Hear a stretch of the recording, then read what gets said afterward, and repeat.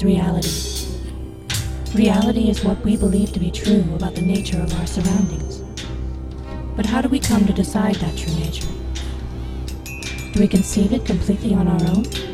Or do other devices gently sway our thoughts onto a pre-decided path? This is the hard question we must all ask ourselves as free humans on this planet. Who sculpts your reality?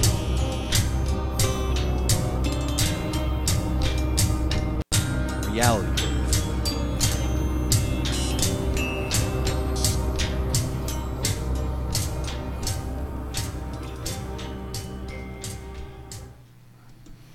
Hey guys, what's up? Wednesday night. What are y'all doing? It's Wednesday night. It's Reality Brief. Well, we got a special guest with us here tonight in secret, undisclosed, super undisclosed location with us. Hi guys, they are definitely not forcing me to be here. There was no compunction of any sort. No, not in the slightest. So, welcome to the new year. It's 2018. Is this the future that any of you imagined? Yeah, us neither. But here we are. I told all of you this was going to happen, but nobody listened. This is our first actual broadcast of the year, guys. Yay, we're back again. Oh wow, really? Yeah, because last week I attempted to, in the middle of the Snowcane 5000 death mill. Bros, then I feel super honored to be here on your first episode of the new year. I braved the blizzard to sit there out in the blizzard all alone and talk with a robot voice for an hour, and didn't even know I was talking with a robot voice until afterwards. Someone was like, "Hey, look, it's Buffalo Don." Oh, but I'm super impressed by what you've done with that roundtable thing. If you guys out there haven't had a chance to see it, Don worked super hard on putting together this secret space program roundtable video. That it's amazing. You guys gotta check it out. Oh, thanks, so nice, Dan. That's at the channel that you're watching this on. You can click it. Yep. So anyway, we're going to be talking a little bit about cryptocurrencies tonight with our howdy doody buddy here, Ronald Dale Martin Jr. that's me. So Ronnie, What's up, man? what the hell is a cryptocurrency anyway? All right, bro. So I'm going to preface this first and foremost by saying, don't take any of this as... Thanks, bud. All right, don't take any of this as advice. I'm a novice in this area, and it's completely new to me. And I'm literally learning as I'm going. But I think everybody in the market I think the majority of people in the market are just learning as they're going. So cryptocurrency is, in my opinion, the wave of the future. It is going to be the solution to so many of the world's problems that certain institutions are not going to want to see it, put into place. It's going to do to, at the very least, the financial world what Napster and peer-to-peer music sharing did to the music industry. And you will see the same kind of fucking uprising and backlash that you saw then now, except for it's going to be exponential because, well, what was the music industry worth at that time versus what's the financial industry worth right now? Well, I mean, that's cool and all, but what is it? Okay, so ultimately it's an accounting system. It is the idea that it's a peer-to-peer financial, at least right now, just financial accounting system. The core of the technology, the core of Bitcoin is a good pseudonym, but Bitcoin is just the biggest cryptocurrency. At the core is the blockchain. The blockchain is literally a chain of blocks, which is held on everybody's computer. So say you wanted to go along and mine Bitcoin, for example. What you would end up doing is you would have to download Bitcoin's blockchain at that point, which is however big it is right now. Plus another thing that you get as a part of that blockchain is this algorithm. Now this algorithm determines however many Bitcoins are in circulation, because as this algorithm gets solved, it gets harder and harder, but the computer users and processors are rewarded with Bitcoin, and that's where the Bitcoins come from. Right. So now the blockchain is supposed to be the super secure method of recording transactions that can't be altered, or so how is that possible? Okay, good. The way that it works, it's hash rates. Your computer talks to somebody else's computer, who talks to somebody else's computer, and each one of you takes a portion of each transaction that takes place on the blockchain. So, say I give you one Bitcoin for whatever reason. I would take your wallet, you would give me your wallet address, and I would send it to your wallet. That would update on the blockchain, and then 150 plus, however many plus people see this transaction, and they verify a piece of the transaction. So essentially, it works like a BitTorrent system. Yes. Like when you're downloading a movie on the BitTorrent or whatever, everybody holds a little piece, which is the hash, the little block he was talking about. So when you make a transaction, the whole transaction is logged by 100 different, however many peers are hooked up at the time. Could be 150, whatever.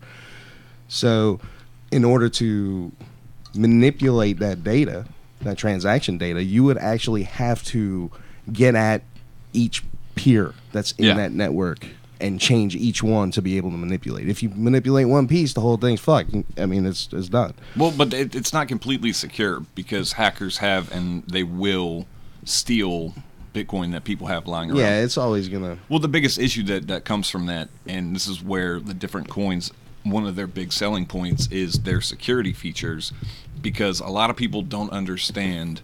It's like, oh yeah, haha, I bought like 10 Bitcoin back in 2009 and I spent $60 on it.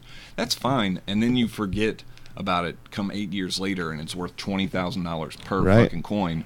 Now you're thinking about $120,000 just sitting in a wallet somewhere. Somebody comes along and they're like, oh well, this guy's password is Schmuck Joe 189. So now a hacker has hacked $30 million. How do the wallets work? Okay, the wallets are your. It's a wallet. It works exactly like a paper wallet, right? But it's digital. Yes, and it stores the coins, whichever coin or token of coin that you want stored on there. So how do you get a wallet? You have to download one, or you can go online and you can buy. You can buy physical ones based off USB. Yeah, little flash drives that come with such a level of protection that you can't even get your own password on there. You have to have that little piece of. You have to have that little USB drive to plug it in to get to that wallet, and then you have to have like two-factor authentication on top of that. Now, what about those services like they're like group wallet type things where you sign up, like say you're actually mining the coin, and you have to do that in a pool unless you set your own up, right? Correct. All right. So, what about those types of wallets? I actually have not had any experience with those, but I think they would work along the same kind of method. It's just at a centralized location. Well, yeah. So you access these things through an external website, and they tell you, they keep track of how much you've mined, how much is in your wallet, all this and that. So it's like having a third party hold on to your wallet. Yeah, I mean, it's a pretty decent way to do it if you have little to no computing power and you just, okay, I have some little crappy computer upstairs that I want to hook up and put as part of a mine. Can you imagine being one of those poor bastards that like bought Bitcoin when it was still new and not worth a whole lot of money, and they moved 100 Bitcoins to a keychain, to a little USB drive somewhere, and then they lost it, and then it shot up to like 12,000. Yeah, no, I don't feel bad for them. That happened to a couple of people. Well, I mean, they deserve it, to be honest with you, for losing their shit. Yeah, you're supposed to hold on to your shit. Well, it's not even that. It's just something of like, if you're gonna look at something like this and you're not gonna take it serious enough to respect it, and you're just, okay, I'm gonna put $20 into it, whatever. Stick it under my car seat. You didn't actually lose. In that case, you didn't lose $120,000. You only lost $20. Yeah. Right. So I don't really feel bad for him. However, you and I had a conversation a while back that actually got me into looking at cryptocurrency tradings and all this stuff, and it was talking about magic cards. And what made me just say that to Dan there, it sounds kind of cold, you know what I'm saying? Like, oh yeah, you deserve to lose $120,000, when I was looking through my Magic collection and I was like, wow, these cards I haven't touched in like 10 fucking years. And if I would have sold them 5 years ago, I would have made double the amount that I've sold since then, because of reprints and whatever nonsense that devalues that commodity as I look at it. You know, so it's my own damn fault that I lost money there. However, using that same hustle, I'm going to now apply that to cryptos and try and learn as much as possible. I've got a good couple tokens, but we'll get into that later that I like to talk about. Another thing I want to bring up. So most people, when they think about crypto, the first thing that they think about is Bitcoin. Bitcoin is brilliant. Bitcoin will probably one day be worth $500,000 to $1 million per coin, simply based upon nostalgia factors. And I look at it from what I call the Black Lotus effect, where like you can't play with the Black Lotus in really any tournament. Right. But if you have a Black Lotus, right, it's worth so much bank. Mm-hmm. Well, John McAfee did say he'd eat his own dick on national television if it didn't hit $1 million by some year. Well, it's funny that you bring John McAfee up because I actually just started following that crazy fucking bastard on Twitter. That could have been our president, folks. We could have had John McAfee. We would have never had McAfee as president. We probably never will. Because I will. What a world it would be. I will give McAfee this. At least he didn't go to the fucking Russians and suck their dicks for fucking political favors. Anyways. The reason that I talk about John McAfee and I bring him and up he's honest funny about is because his hookers. He's fucking, that dude is crypto Jesus. Like, I don't know if you guys know, but I guess the markets in cryptos are so soft that one guy's tweets can just like cause a coin to fucking panic. And one of the things that's happening on Twitter right now is people are actually creating bots with the simple fact of following every single one of John McAfee's hashtags. And they're fucking they're going on fucking Reddit and they're fucking laughing about this shit. Right. And it's causing like, man, okay, so right now South Korea has this they've people have banned heard of Bitcoin cryptos in South Korea right now, simply because they don't want it to be legal while there are any kind of tax improprieties or legal improprieties. Do you know what I'm saying? Yeah, they don't want the banks. The government and the banks don't know how to get their hooks in it. So. Yeah. Well, speaking of the banks, and I don't mean to derail your trail of thought here, but why are the banks so scared of this? I mean, why was the music industry so scared of Napster? Because they weren't making any money. It's not just about money though, man. It was about money. Like no, it's such a revolutionary like Bernanke, technology, why are you mad, bro? Man. No, you guys are the one that's bringing up the money here. Well, it's because you ask why was Napster afraid of, or why was the music industry afraid of Napster? The music industry was afraid of Napster not because of a money standpoint. They were afraid of it because they had no technology to compete with that. Do you understand what I'm saying there? Like, that technology was so ahead of the game. It took something that the whole industry was dedicated to and did it for free. Yeah, they were giving it away for free, dude. Yeah. But, I mean, that's not even the purpose of why they were upset. They didn't give a shit about. They wouldn't have cared about that. That's why Metallica cared about it. Well, actually, no. Metallica actually had a really good reason when I went back and I listened to why they did that. Because if you look right now at what you've even complained about this, man. What does bands make when you fucking register your shit on fucking iTunes or something? You make fucking pennies. Not shit, yeah. You make fucking pennies. And the reason that you make fucking pennies is because nobody sat back and thought, maybe we should kind of regulate this so that the artists don't get completely fucked in this transaction. Well, in all fairness, it's not much different from the record labels. Because if you got signed to a major record label, you wouldn't make shit off CD sales. I agree with you, but you still made more under that system than you did when the fucking Napster came around. Well, because when Napster came around, you weren't making a fucking dime. Bands make their money from performing live. They don't make money from selling CDs. I mean, you don't make a whole lot of money off merchandise as a band. You make your money playing shows. Like if you're a popular band like Tool, right? You don't make nothing. You can sell a million CDs. You ain't really making shit. Yeah. But you go on tour and you play every day for 3 months to 10,000, 20,000 that actually people depends. at Hold on. $50, $70 a pop. So time out.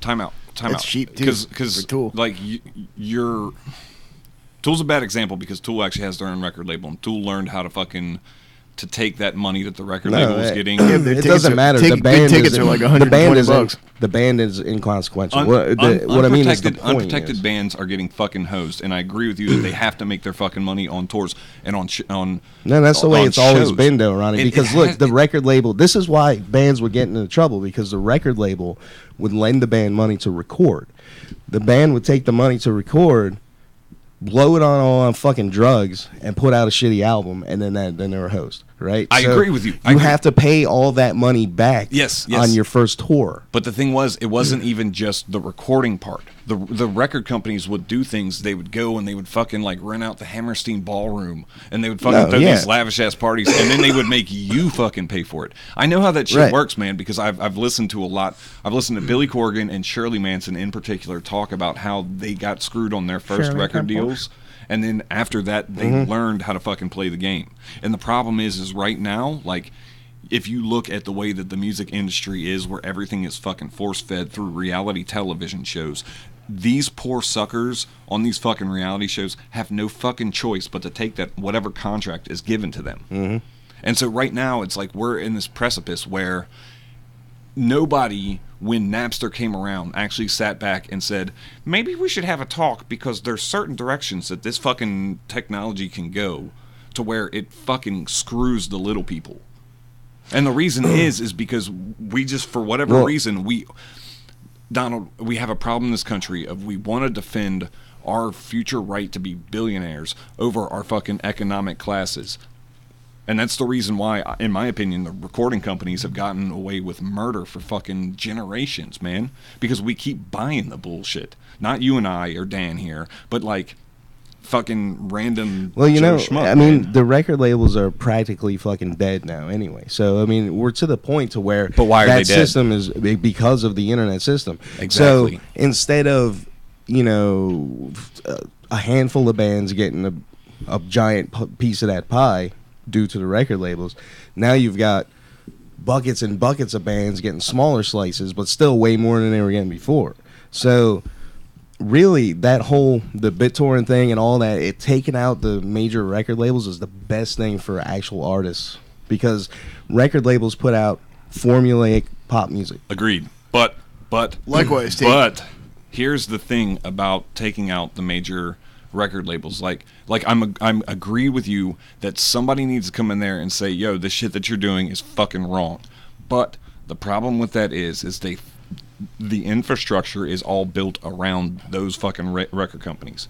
We're at such a point that like you can't just kill them without torturing them to get their fucking secrets out to learn how the system works. There really isn't a whole lot of secrets to it. The parallels we're drawing here with financial systems. Yeah, though, right? But I'm trying to bring it back full circle to that, and with what you're talking about is like, so you're in support of bringing the record companies down. I'm definitely in support. I don't want to bring them all the way down. I'm not saying forcibly bring them down, but I think what happened was good.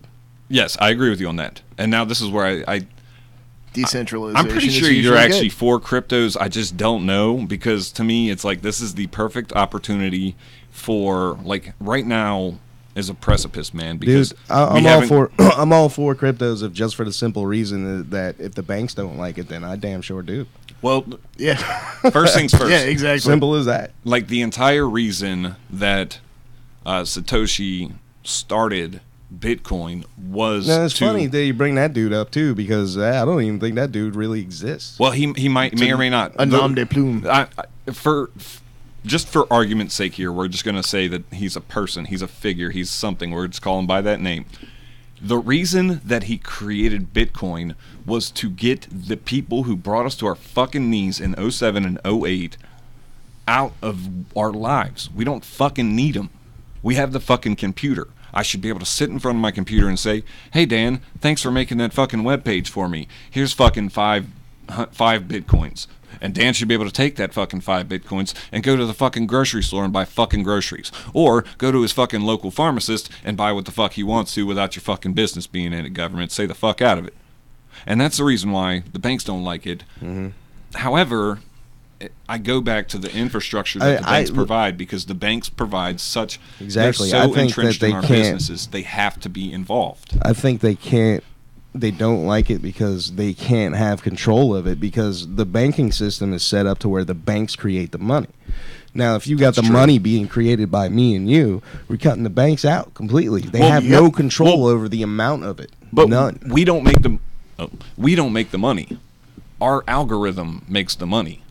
And then communism at its finest actually makes the money. It's actually great to me because I'm starting to think that Yeah, the blockchain, that- blockchain and Bitcoin are like this great merging of like capitalism, communism, and socialism, because it takes aspects of all three of them and it merges them into this one like system that's like, wow, this is fucking great if we can get our heads out of our asses and not fucking blow ourselves up in the fucking process. Oh boy, we need to have a long talk about Viritism. You're gonna love it. I don't know what the fuck that even means, man, but like, You'll like it. What I'm seeing in real time by these markets that I look at, dude, I'm like hooked on this because it's day trading, but it's basic level day trading because the institutions aren't involved. Mm-hmm. You know, If I were to show you like a doji candle, I can be like, look, man, this is going to go up at this point. Mm-hmm. Yeah, I agree with the chat over there saying if they ever start adding futures, etc., and options trading, it will become more of a legit currency. Then Bitcoin will be accepted like that. Well, I'm pretty sure they were talking about Bitcoin futures, and I want to say Dude, that was I am actually so against futures trading. Like, I just why, dude? I don't honestly, dude. I would abolish the motherfucking stock market. If it was in my power, if it was in my power, I would abolish the fucking stock market. Why? Because it's a breeding ground for corruption. And if you are that interested in buying into someone's company, offer them a fucking loan. Simple as that. I mean, yeah, but here's the thing about offering somebody a loan is the stock market is still part of the matrix of voluntary exchange, though. Yeah, well, here's the thing about that is like, that's your thing, dude. You want to see it burn. Again, I'm of the belief that shit needs to be more regulated than it fucking is, because you're completely correct that the shit is fucking a breeding pit for corruption. However, again, I go back to the infrastructure. Things like futures trading. Come the fuck on, dude. Do you know why futures trading is a thing? Yeah, because people are psychic on the right side of their ass. No. Futures trading is a thing because our money is no longer backed by anything. Nope. Futures trading is a thing because fucking traders got bored fucking playing the market, and they just wanted to fucking sit there with other traders and say, yeah, I bet you that tomorrow that this company is going to be worth more than that one. Yeah, it's fantasy football, but with companies. Exactly. Like, there's really nothing wrong with trading futures of companies, again, as long as this shit is regulated and somebody says, hey, you can't just form a fucking shell company and then put out a fucking profit loss fucking sheet and then fucking come out with this super high stock, and then next thing you know, you fucking pumping and dumping. Get the fuck out of here, man. Pumping and dumping. And another reason why futures contracts are interesting is because they allow for what are called shorts, where if you think, then this is where the capitalist mindset really comes in. Say you think that Walmart is a shitty company, and you're going to think people are going to stop shopping there because they're a shitty company. So you can say that, hey, give me... Or let's say that you owned major stock in the Weinstein Company, like the day after the story broke about the whole Weinstein touching everyone's butts. No, but because by the point that story broke, like it's not a future, then it's the present. Yeah. So no, but like a day before that breaks, like... This is, you're agreeing to buy this stock at this price, and then you're going to sell it in the future at a lower price. You see what I'm saying? Yeah. So you're making a bet. You're betting against the company. Yeah. That's a short. You know that you're betting that the company's going to take a shit, and then when the company takes a shit, you lose money, or you make a bunch of money. That actually right there is one thing I do kind of wish crypto trading did have, is a way for me to short the market, because I think a lot of these fucking coins get pumped and dumped by fucking assholes like John McAfee, who fucking does that shit every fucking day because he's got fucking 15 million fucking followers on Twitter, and all he has to do is say... You mean like Dogecoin? Hashtag. No, well, Dogcoin is a fucking... Dogcoin is a testament... Oh shit, son, we got a caller. Oh boy. ...to the meme culture. Caller, you're live on the air, Don and Dan and Ron. What's your name? Where are you calling from? Oh, this is JB calling from Newport News. Hailing from the land of the Treb, I see. Yep. Oh. Guys over there butchering what futures are. Probably. Dude, we're not traders over here. Well, I am. I'm in the market like hours a day, every day. Wait a minute. So you're in the actual like physical market? Well, yeah. I mean, I'm saying like I'm on trading options, trading stocks like every single day, and I'm doing all right with it. So all right, well, school us. What's good? All right, futures. If you look at it, like really, I think it was around like maybe feudal era Japan where they started, and what the issue was it was rice, you know, and sometimes if there was an overproduction of rice, the rice would be really cheap, and then all of a sudden, other times, if the production of rice there was a drought, then the prices would skyrocket and people would go hungry.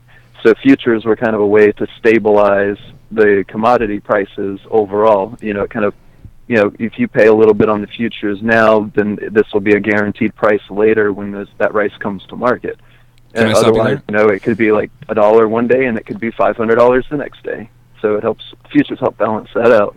Thank you, But- because that's yeah. the best explanation that I've ever had. Now, Don, can you tell me why you disagree with that? Why I disagree with that? Yeah, because you're against Because that's futures. not how it's used now. Well, how's it used It's now? used now to value things by predicting what the crops are going to be next year in France. Like the dollar is pegged by futures. Well, I mean, also What? with futures Yeah. too, How? another thing is like farmers can mitigate their own losses using futures because they can buy future contracts on their own crops, and then say they have a really bad year, well, then they can get that money back through the futures contracts. Mm-hmm. I mean, it Because helps it's all stabilize in- prices in a lot of markets. It's all intimately tied in with the value of the currency. But no, explain to me how that's the thing. Explain to me how like futures are okay. Because- I'll tell you that because- they're a part of it because because- they're a part of the stock market. But how is trading futures like? Because banks create money based on it. But I think I get what he's saying with it, because like if you're changing the value of the money constantly, then when it comes to like whatever you're putting in the market, your money is just changing regardless of what the number value is there. So in a way, yeah, I mean. Well, and money is a medium like of a medium of exchange, right? So money is used to transmit value. So when the banks, that's part of the bank stranglehold, is that they print this money and they issue this money into circulation, but they can control how much money is in circulation, but they cannot control how much value exists. You know what I'm saying? Like, Well, I mean, I think in a way by changing that supply, I mean, if there's more supply, you know, if everybody had $1 million because they printed that much up, then of course the value of that $1 million would essentially be less than if everybody only had $100 because that was all that was available. Right. Each $100, like each bill would be, you know. but have you more get what I'm impact. saying though, is there may be a finite amount of money, but there is not a finite amount of value. Well, yeah, true. I mean, and with Bitcoin, because Bitcoin has nothing attached to it solidly, like no futures, ETFs, options, nothing to really stabilize it, that's what you're seeing. You know, the value can just go wherever. Well, actually, hold on. We just found this thing that says Bitcoin jumps after futures trading begins back on December 10th. Here we go. So actually, Bitcoin does have futures trading. I just don't know what platform. Scroll down on that, JB. So you trade on the market. How do you feel about trading cryptos? Well, I think it's awesome, and but the thing is, with Bitcoin, I can't get in on it because I don't have that much money. But if they start, I mean, You can they were bu- trying to get ETFs, futures, buy and like stuff. I wasn't 1/10,000,000th sure of a how that works Satoshi out. or something like that. No, one Satoshi is 1/100th of a million of Bitcoin because Bitcoin can be split, but they decided to stop it at 1/100,000,000th. You see Yeah, what I'm saying? well, anyway, yeah. I want to get ETFs in there because if they get ETFs, basically what they'll do is they'll take, say, Bitcoin's at 14,000, right? Mm-hmm. Well, an ETF will trade at 1/100th or 1/10th or whatever of the price of that. So people with smaller accounts, such as myself, or don't have a lot of money, you can maybe get in on for $140 instead of like 14,000. Well, you get a can. smaller piece of the pie, but you still can get a piece of the pie. Well, you actually can. I recently just got into Litecoin. I had an option to get into Bitcoin, Ethereum, or Litecoin, but I chose Litecoin because I just felt like, I don't know, that's what the fucking group that I was in told me. But actually, it's kind of paid off. To be honest, since I put that money in. Well, Litecoin jumped pretty largely recently. Yeah, and then Bigly. and Bigly. then The it word is corrected. Hold on. Because actually, Well, it no, was I'm funny. just The saying- day that it went up to $300, my brother-in-law came by and he was like, "Oh yeah, I bought 2 of those fucking like 6 years ago at $6." And I was like, "Yo, check it now." And he was like, "Wow, it's at $250." The next morning, I woke up and I looked at my shit and that shit was at $300 fucking dollars. And I was like, "Yo, get the fuck out now because it's fucking volatile as hell."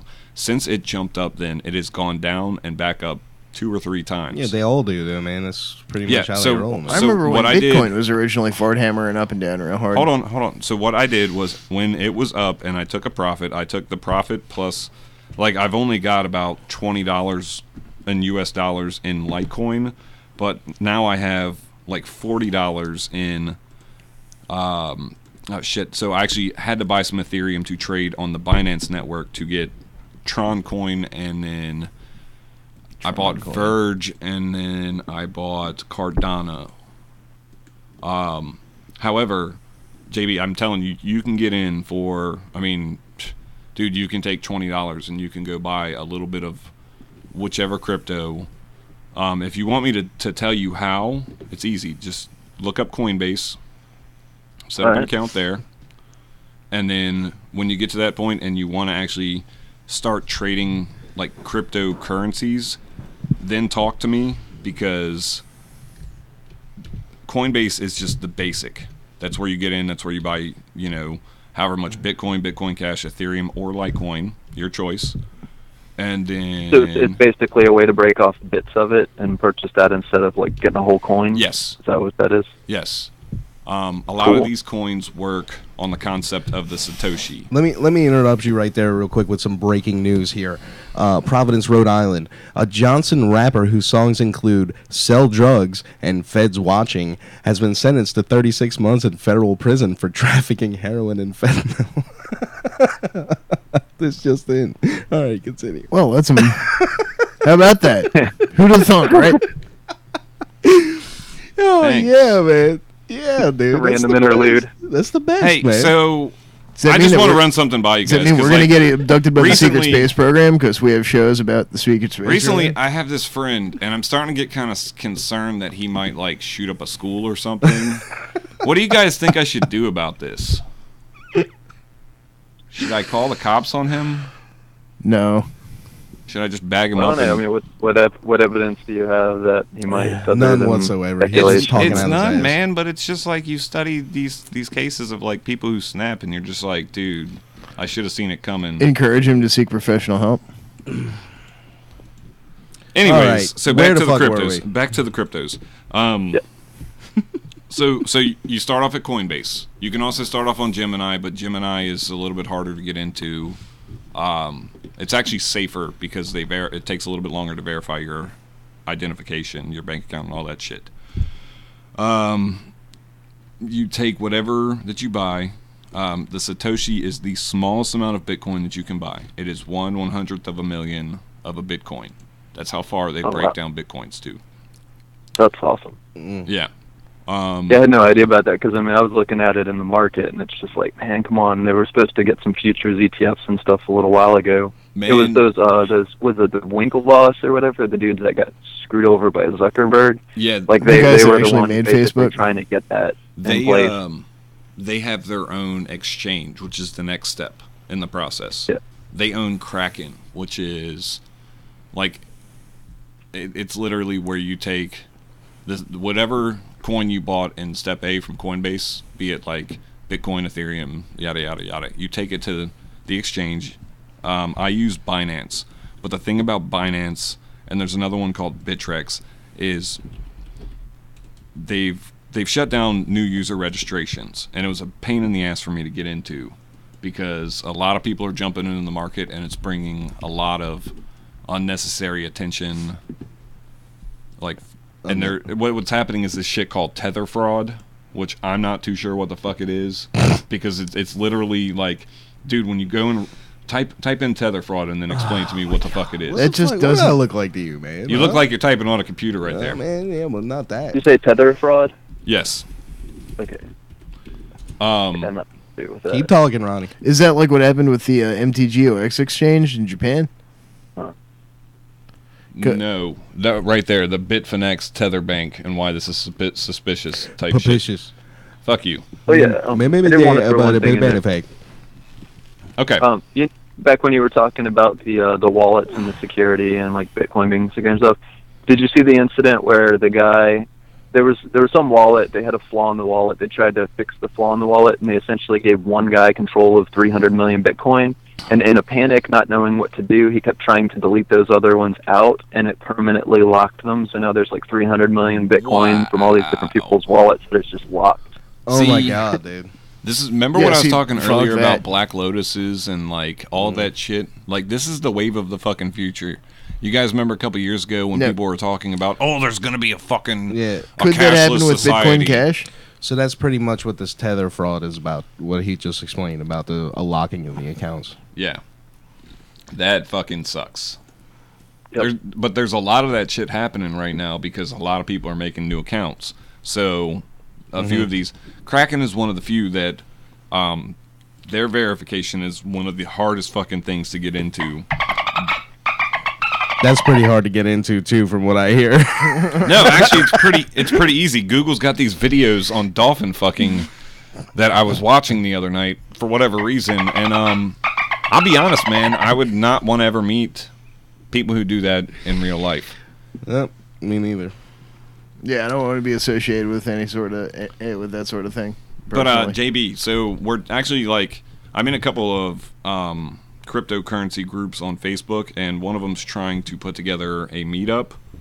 I don't know if that would be something you would be interested in, but if you know technical analysis of options and shit, right? Oh hell yeah! I'm really good at technical fundamental. I mean, whatever you got, I can. I am fucking telling you. I've like spent so much time in that stuff trying to figure it out and learn. Man, So. I can show you like the charts on Binance are like the easiest fucking technical analysis I've ever seen. And I only did it for like 2 or 3 months back in fucking 08. But I definitely learned regression to the mean. I learned the fucking what Bollinger Bands were. Yeah, I mean, well, average true range is also really important. So you can identify like what your potential range of movement is, over a period of time and stuff like that. I mean, yeah, I get into all that. And it's like these charts go like, they got 5-minute candles, they've got minute. They only go up to 1 week, but I mean, dude, they're. Yeah, I mean, mostly I stick to the monthly because the options I trade, I'm usually in for about 45 days. But I do use 5 minutes or so for like entry, like high and low of day entry and exit points to try to get most optimal, So, and I love options so much more than when I was trading stocks. Yeah. So well, I think you would actually really like cryptos, and so do you like volatility? Yes, I love volatility. You're gonna love this shit then, man. Yeah, because like Tesla, man, I love it when it pulls back like 10 or 15 bucks, and then I just drop one in, and then like in a day or two it pays me. Yep. So. Yep. You can. Because I mean, it can swing in a day and $10 and. Man, and the greatest thing too is it's you can set limits, stop limits either fucking way, man. You guys were talking earlier about how unhackable the shit is. Like when I was doing stock stuff, the thing that messed me up with that was it's really easy to get your stop limits tripped out because they have that whole like trip stop loss thing where they'll just run it down through them and knock everybody out. That's but the with market makers. Options, you don't quite have that because with a vertical spread, for instance, you've set your limit when you go in. So maybe I'm willing to lose $100, and then that's the limit, and then I'll just ride it. I mean, there's been times where I just sit at max loss for weeks, and then all of a sudden, like the last week when theta decay changes and all the Greeks start going haywire, boom, it's a winner. Yeah, man. I think it's like any other kind of investment. Don't fucking put anything more than you can fucking afford to lose. Yada yada yada. But exactly. I think you would really like it. Yeah, I mean, hit me up. I mean, I'm not very social, but Yeah, man, it's cool. I can yell at you all day if you want me to. I'm ready to irradiate your I don't like to yell at brain people though. I don't know where Donald gets this idea that I'm like this like violent, like angry, irrational guy. Let's see. I don't get it, man. I literally don't get it. Do I really need to explain this to you again? We're having great conversations here, buddy. So do you guys like? How do you feel about cryptos? I'm sure you're gonna love it. I'm very interested in them. I haven't sunk any money into them yet, but I'd like to get into it.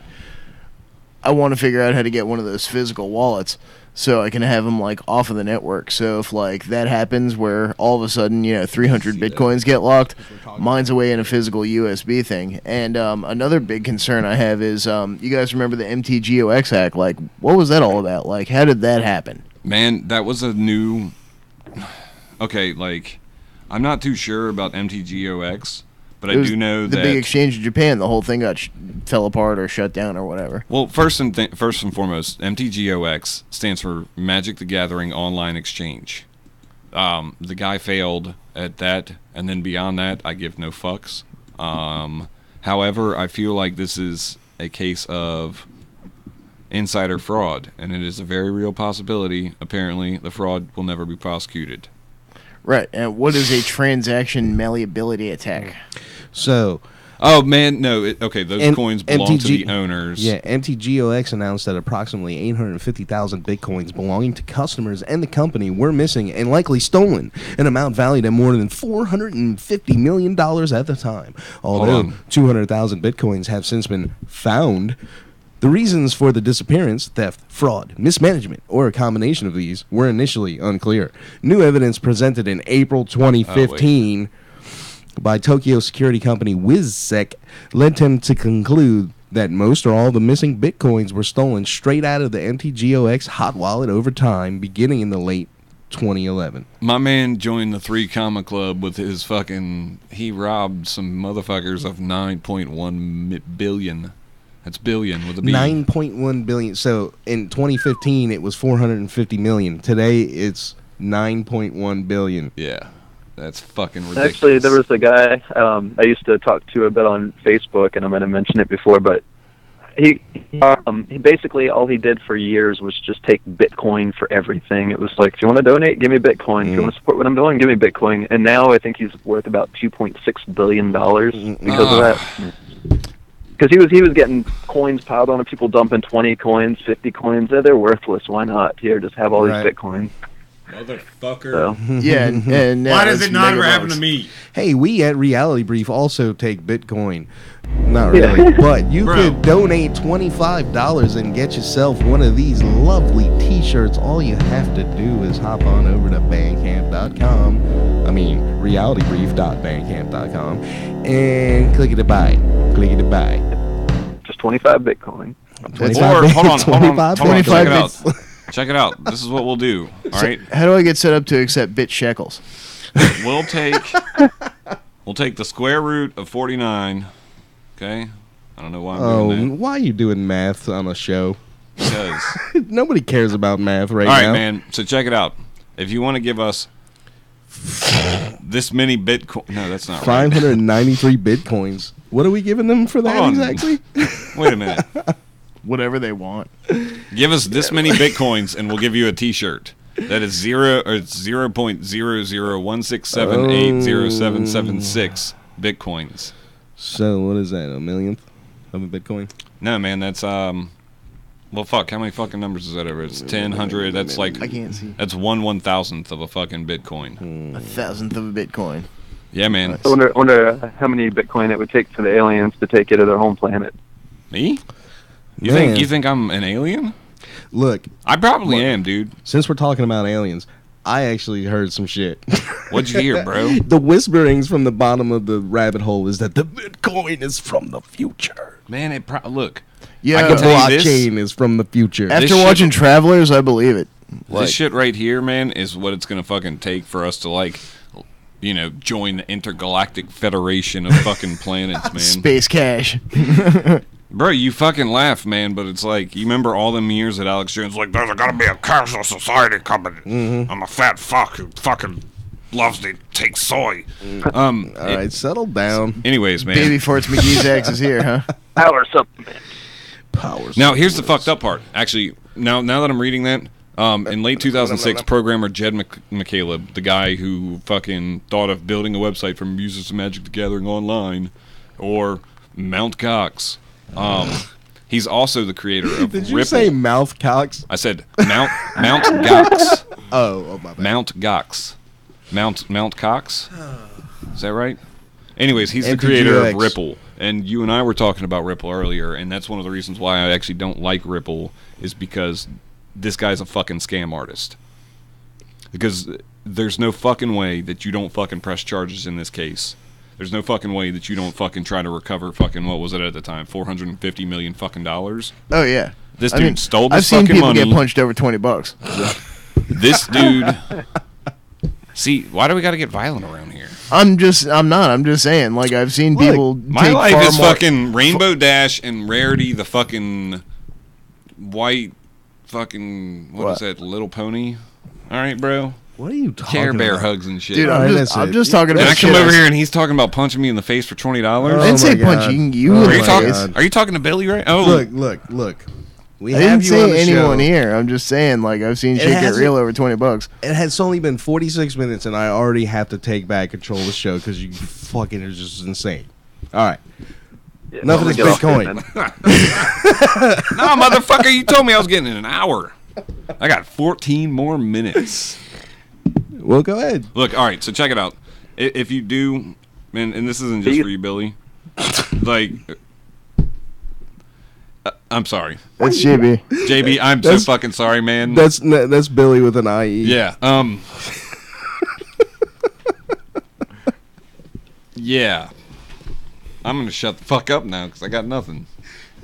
I forgot where I was going there. Oh my God! If anybody that don't know us is watching this, they're probably like, "What the fuck are Yeah. they talking about?" Yeah, inside jokes are real fun on a So- live internet broadcast. Like right now, myself personally, I'm holding Tron Coin. I'm holding What's Tron Coin? Tron Coin is actually, Dude, it comes with a bike and a bro. energy disc. They told me I get 60 bikes and 60 fucking laser suits if this shit hits $1. How much for how much for one of those Alright. laser frisbees though? 65 Tron coins. That's 600 coins, bruh. Anyway, so Tron Coin is the coin that was created by, basically we're just going to say it was created by Jack Ma. It was created by one of Jack Ma's students. Jack Ma, if you guys don't know, The is guy from owner of Alibaba. Alibaba, yes, the owner of Alibaba. They're in talks right now to making that the secured cryptocurrency of Alibaba's fucking choice. Right. Also, another thing about So it. he's like the Asian Jeff Bezos. Well, yes, actually he is. Another thing about it is that Tron Coin has been closely, well, I guess it's been heavily traded by the South Koreans because it's been down a lot lately. But a big reason for that is it only started crashing. I mean, I say crashing. It was like a very low amount, but I mean, it just dropped down like 2 more levels. In jargon talk. It started dropping after South Korea was like, we're going to regulate this. You guys can't trade cryptos until we're regulating this. And so Fascist. there's a big belief that it will shoot to the moon when South Korea is allowed to trade cryptos again. And then it's going to shoot to the moon again when Alibaba announces that it's going to be the cryptocurrency of choice. Can you actually use crypto on Alibaba right now? I don't know. I don't think so. Well, I used Alibaba one time, a couple of years ago, and it wasn't. You couldn't do it then. Yeah. You might be able to now. I don't know. So, But you could Yeah, get it says Bitcoin it's accepting suppliers or manufacturers at Alibaba. well, So you can buy shit to mine Bitcoin Bro. with. probably. Yeah, actually, it's pretty cheap, but you got to buy a lot of them. Oh shit, Alibaba's son! like Gold-plated Bitcoin coins. Yeah. Oh shit. Which it probably actually doesn't have anything to do with actually buying Bitcoin. It's just No. a coin Man, with the logo on it. gold commemorative professional marking brass iron zinc alloy. So you know that Bitcoin. The reason it's so hard to mine Bitcoin is because so many people are doing it, and it's not really worth it from an electrical output standpoint. Yeah, because- you would have to like have your own personal thorium salt reactor and like 20 PS4s land What does together that in order even to do mean? it. But I mean, like, hell, dude, like, look, it's like $2,000 to $2,500 for a fucking set of Bitcoin miners, on top of what that's gonna fucking take to fucking run from electrical standpoint. You know, a lot of that is disinfo, man, because I've seen it with my own eyes that it does not take that much electricity. I guarantee Especially you were not not where- looking at a Bitcoin fucking miner. What kind of miner were you looking at? The AM miner S9, What was it mining? Bitcoin. It was mining Bitcoin. It was mining Bitcoin. But you know what? It doesn't matter because I can. You say told me that was anything. Litecoin. No, I didn't. I said I was looking at buying a Litecoin miner for myself. And the one that you were fixing was a Litecoin miner. No, it was a Bitcoin miner. You told me that was a Litecoin miner. You hear what you want to hear, man. No, you told me it was a Litecoin miner. No, I didn't. You think I would? Look, I'm not going to argue with you about I'll burn you this. down. You can get this on Alibaba.com. It's a RX 580 graphics VGA card mining VGA card system, 8 pieces for mining Bitcoin. 12 to $1,400 for one of them. Yeah, but that's the VGA card shit. Yeah. That probably costs a shitload of power. So, anyways, yes, that looks nice. It's pretty smexy. Yawn. Caller, are you there? You still with us, caller? Nah, he been gone. No, he's gone. He been gone. He's He like, trying I'm to just hear gonna that. hang up now. I don't want to talk to you no more. Can we take a break? We're about to, man. In about 10 minutes, yeah. Maybe 5 minutes. Yeah. Well, Are anyhow, you done so yet, man? Are you done telling me what I fixed and what I didn't fix? You done? What are you talking about? You done telling All right, me what so- I fixed No, and didn't fix? I'm not. What, Okay, what you- exactly did I fix there? And what did I fix on it? That was a shove it up your ass miner. That was a moving on to the next topic. What we got next? Well, I was just on going to the say, fucking thing? we'll jump to the next topic after the break. But not too long ago, I remember this thing where fucking the Fed came out and they were talking shit about Bitcoin because it isn't backed by anything. But that's the thing. The whole idea behind Bitcoin is that it's actually backed by computing power and time as opposed to federal fiat currency, which is As backed by- opposed to your social security number and birth Right. certificate, brother. yeah, backed by bags of meat and social security numbers. Yeah, I don't know who I was telling that to the other day, but they were like, "So what is the U.S. dollar backed by?" And I was like, "You." They're like, "What do you mean?" The U.S. dollar is backed by debt. Yeah. The U.S. dollar is backed by the full faith and credit of the United States government, which means that It's you. The bank loans the money to the Fed, and then the Fed taxes you to pay the interest on it. Feel me? There was no debt in America. There'd be no money in supply. Simple as that. Disgraceful. Ronnie, what's it called? What? What's it called, Ronnie? The Babylonian blood money system? No. The Babylonian. What are you blood talking money. about, man? The perpetual debt slavery cycle. That right there. Yeah. Yes, the Babylonian blood money fucking sex symbols. I'm done at this point, man. I got nothing else.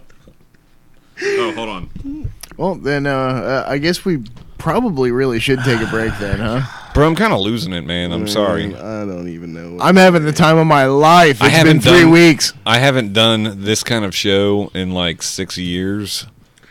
You've So- never done this kind of show ever. Yeah, you're right. The last show I did on here was a full show. Like I almost fought somebody. It's not good for my mental health, man. I gotta tell you, since I started taking this stuff, it's been excellent. Bye, buddies. So, coming up next hour, though, we are going to liven it up a little bit, no matter this Bitcoin, crypto, whatever. Nope, we got all sorts of good stuff to talk about. my DARPA, God. underground military bases, the Ministry of Defense and the CIA talking about UFOs. Plus, Are you guys saying that wasn't good? Did the Look. ISS get shot at? what the fuck is that? What the fuck is that? What's laser beam? What? Space lasers. Come on, Oh, man. God. Come on, look. What are you guys talking about? Look. Space lasers. Plus, is Assange getting the boot? Oh my God, I'm done with this. Is Assange getting the boot? Is he finally getting kicked out of the embassy? Oh my God, all this and more when we get back. Shit's gonna be rad.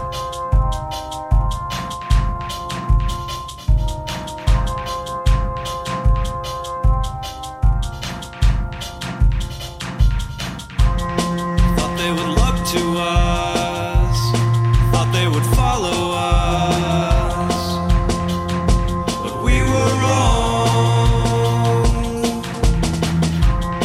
Thought they would listen, thought they would see.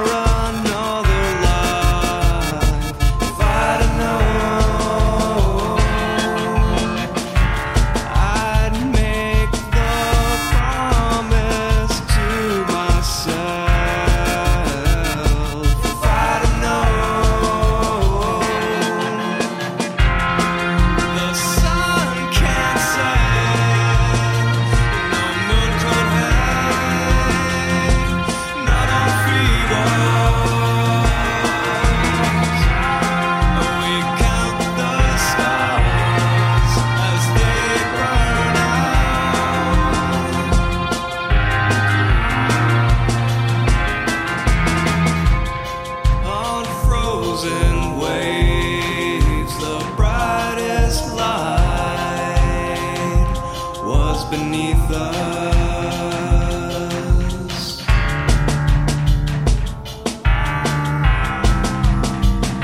If I'd known,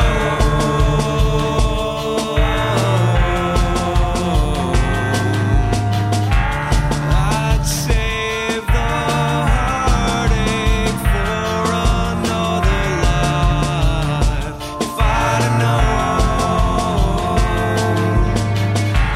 I'd make the promise to myself. If I'd known, I'd see the fire for what it really was. If I'd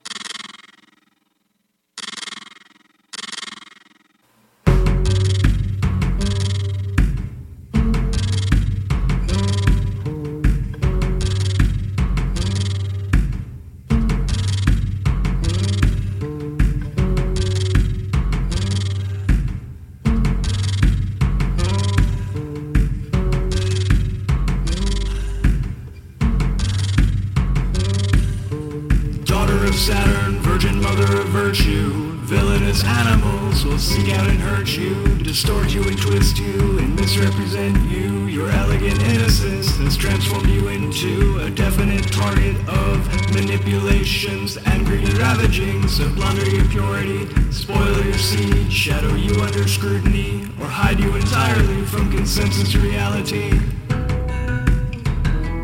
Veritas, one and only.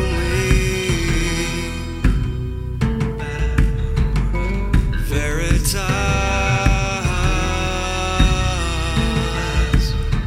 our own.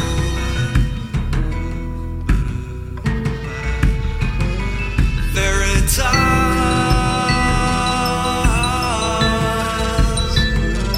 we will find you. We will know you. We will own you.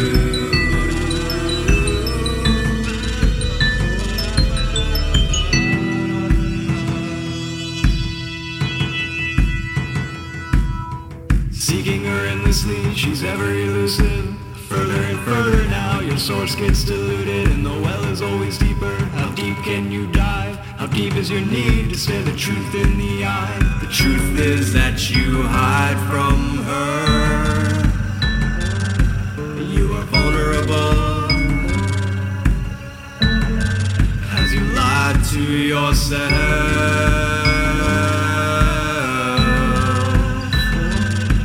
You are pitiable as you do. Veritas, one and only. Veritas,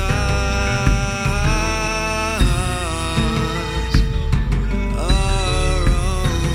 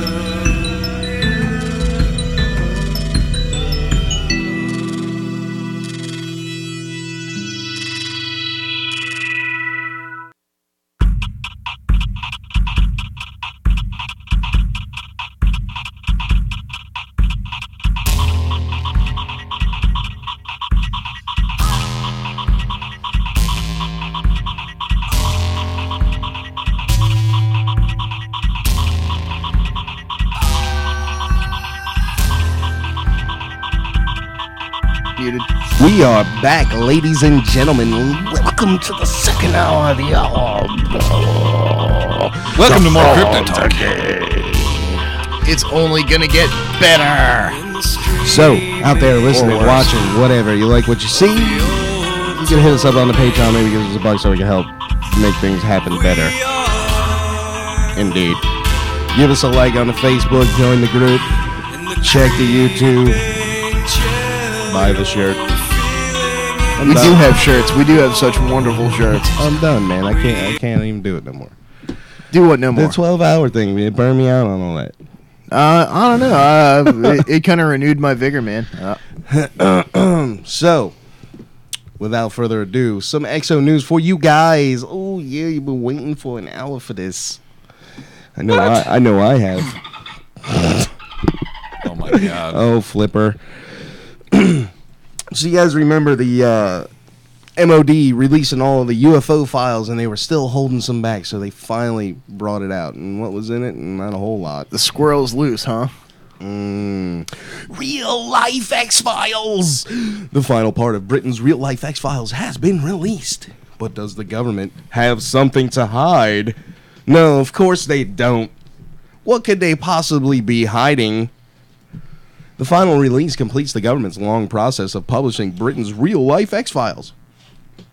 Formerly top-secret papers containing eyewitness accounts, sketches, and police reports of UFOs from the 70s and the early noughties. Is that what they're calling it over in England? I guess so. The early 2000s is the naughties. Is the early noughties. So, you know, if you've been following the show, you know, we were talking about this as it was developing. Hey, look at me! Nick Pope, former UFO investigator at the MOD, has suggested that alien enthusiasts won't be too chuffed with this file release. Over the past decade, the files, which have been deep drip-fed to the public domain to hush any claims of a conspiracy, we are ushered out without any fanfare from the government, with batches steadily and unceremoniously cropping up online. The final 3 documents appeared on the National Archives website on January 1st. They are all dated from '86. One is described as UFO incidents, while the others are filed under UFO reports and UFO correspondence. But even after spending the last 3 decades behind closed doors of the MOD, they're unlikely to satisfy conspiracy theorists. You know, you love that word, don't you? Yeah. So that's our favorite word. Conspiracy. It's the word of the day.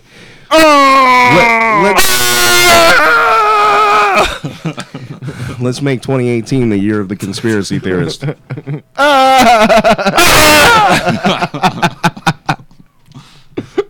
Donald. Y'all are killing me. You right said now. the word of the day. Yo. Do you know what that means? Do we got to talk to a head in the box now? Wait, we are the heads in the box. Oh. Is there a link to the Pentagon's UFO research? The final wave of files, which caps off a 10-year release program, you like that, right? He's gonna say it again. Was published after... He's going to say it again. It was published after the big news broke that the American government was hiding its own X-Files. You don't fucking say. Nick said, coming so soon after the revelations about the Pentagon's UFO program, this will raise suspicion in the UFO community that there's been coordination between the U.S. and U.K. governments on this. Of course there has. You don't say. You don't say. So, dubbed the Advanced Aerospace Threat Identification Program. Yes, we didn't talk about it, but you should know, because how could you not? So, essentially, they finally released them all, right? They finally let out all the British X-Files, at least until 1986. And I feel like you still skipped nothing. some words. It's still nothing. I skipped a whole lot of words there, Ronnie. A whole lot of words. There's 2 main ones, though. What's that? UFO and trail? No. You know. Oh, conspiracy theorists. So, yeah. What's it? There's also a link to Nick Pope's best guess at what an alien invasion battle plan would look like if Earth found itself facing an alien invasion. Nick Pope, Bro. what's up, dude? That guy he trips knows me out, he's not man. allowed to fucking spread this. He knows it. Yeah. This was written by George Harrison, so the Beatles wrote this. That sounds like something a conspiracy theorist would say. Wow. It's come to this. So a Kiwi farmer looking after a cow in labor has caught 3 Surprise! Yeah, New Zealand UFOs on camera. You know, you shouldn't have read it until it started loading. Yeah, but but yeah. So Fuck 'em. yeah, close that one over there. You know what's crazy? You know, what's it? Kiwis actually grow really well around here. So here we go. Now we're cooking with Chris Goes. Let's watch this surprised Kiwi farmer. On a video that's not supported in your browser? No, it was just playing. It keeps trying to play this stupid ad. Oh, yeah. Well, thankfully the ad's not supported. Nah. Because they're not paying us for ad time. So. No, and our ad Jerks. time is really expensive. But That's right. You know who did pay us Go on for over to ads? the Patreon at patreon.com/Radio Free Radio and donate. Here, read this. All right. Popular YouTube account UFO Today uploaded the footage saying it was sent by a subscriber. She was watching out for a cow that was about to give birth when she suddenly saw this weird light outside of the field. The description reads, her first thought was that these lights were part of a military operation, but after a minute or two, she realized she was witnessing something else. What she witnessed, I don't fucking know. Oh my goodness gracious godly. Oh my god, there's 3 lights in the sky. All right, let's check this here. All right, bro. 3 3 mysterious orbs. A kettle farm. What's a kettle in farm? New Zealand. I don't know. Maybe That's where they grow kettles. This is where they grow teapots, obviously. Oh my god. Oh, see, I like how it went out They're and all came blinky. back. Yeah, certainly not Yeah, I would They're agree. not military flayers. I would agree they're not flayers. New Zealandy. Come on, learn how to spell flares. They got to throw extra eyes and using that shit. And we got 2. And we got like 1. one more time. Oh my god. They're interacting with each other. Are The they? lights are. Are they? Make out. Oh my fucking god. Go on, Keith. Now, Keith. That third light reappeared from out of nowhere. I want to see one go up. Oh my god. You guys realize this is one craft. I want right? to see it go up. Oh my god, and now the light realign. Oh shit, son. We got some real issues here. Now the question is, could they hit it with a boomerang? I wonder if they found this from a Hobbit house. Watch what happens next. I'm trying to. Keep putting up text. What? 10 lights that you won't believe. There Man, are 3 lights. I think my main problem with this is there's no significant upward motion. 7 shocking figures in the sky. That is interesting how How they're all fucking- like moving apart and stuff, though. Yeah. How fucking clickbaity can we make this? Your wife won't let you Whoa, watch did you these see lights that? in the sky. Did you see that? Hold up. The U.S. government doesn't want you to know this. Watch secret. down here. Down at the bottom. Oh, See that? shit. Yeah. Yeah, that's nuts. I wonder if these are the lights that turn the friggin' frogs gay. I mean, Replay. they're turning the frickin' frogs gay. I've been working on my Alex Jones impersonation. I don't think it's very good. No. I'm not fat enough. Mm-mm. Oh, wow. Plus, you're what do you call it? A liberal cuck? I'm a liberal cuck faggot. Isn't that what you call yourself? See, what you guys don't know is I look in on your Trellos because I got it like that, and I don't appreciate what you guys say about me in those Trellos. All right. So before you go any further with that, what do you think? What do you make of that, man? What do I make of that? Let's walk through some possible, earthly explanations for this. Possible scenarios. First things first. What I want is more fucking footage of what's going on the bottom of that screen, because if you actually look like what you pointed it out with the light that flashed by, and I didn't notice it, but then I started noticing down on the bottom of that screen that's conveniently left out, but when it shows down there's a shit ton more fucking lights that kind of look like those two. Those are just street lights, though, but those are obviously up in the air and moving. Yeah, but I mean, like, dude, that could be There's a million one buzzing fucking the things. surface. Now, This could be Chinese You lantern. see them? They're just street lights, and then out the ground level, there's cars driving by down there.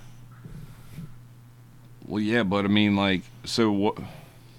I don't know, man. I don't know. Was Bitcoin created by an artificial intelligence to rule the world? Probably. Oh, Satoshi man. was a fucking machine.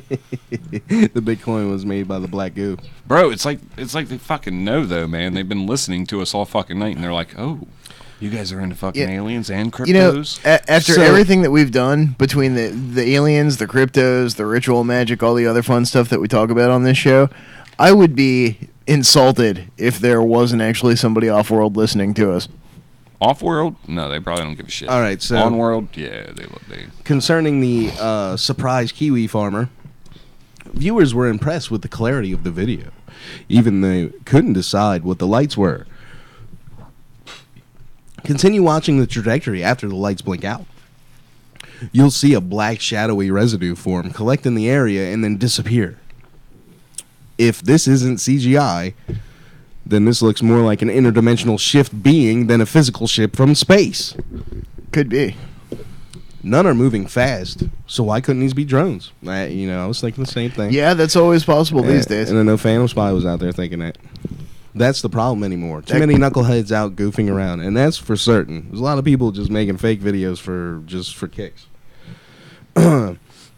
Nothing more than stone skydivers. Yeah, okay, whatever.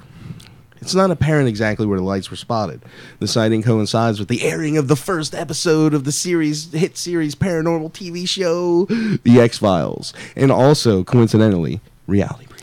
Bro, to be honest with you, though, like, I was fully convinced that this was a real video until the end when I saw the fucking Fox banner roll on the bottom, and then it was an ad for The Simpsons. It's like, check out The Simpsons coming up next. And I was like, you motherfuckers. Doesn't mean it was made by Fox, man. It's fucking just that Rupert website. Murdoch. No, that shit was not on the fucking website. That shit was embedded in the fucking footage. Okay. So, yeah, Shit was not about real, the ISS. son. Well, I mean, it came from Russia, so what do you expect? It did not come from Russia. It came from fucking New The Zealand. ISS? Yeah.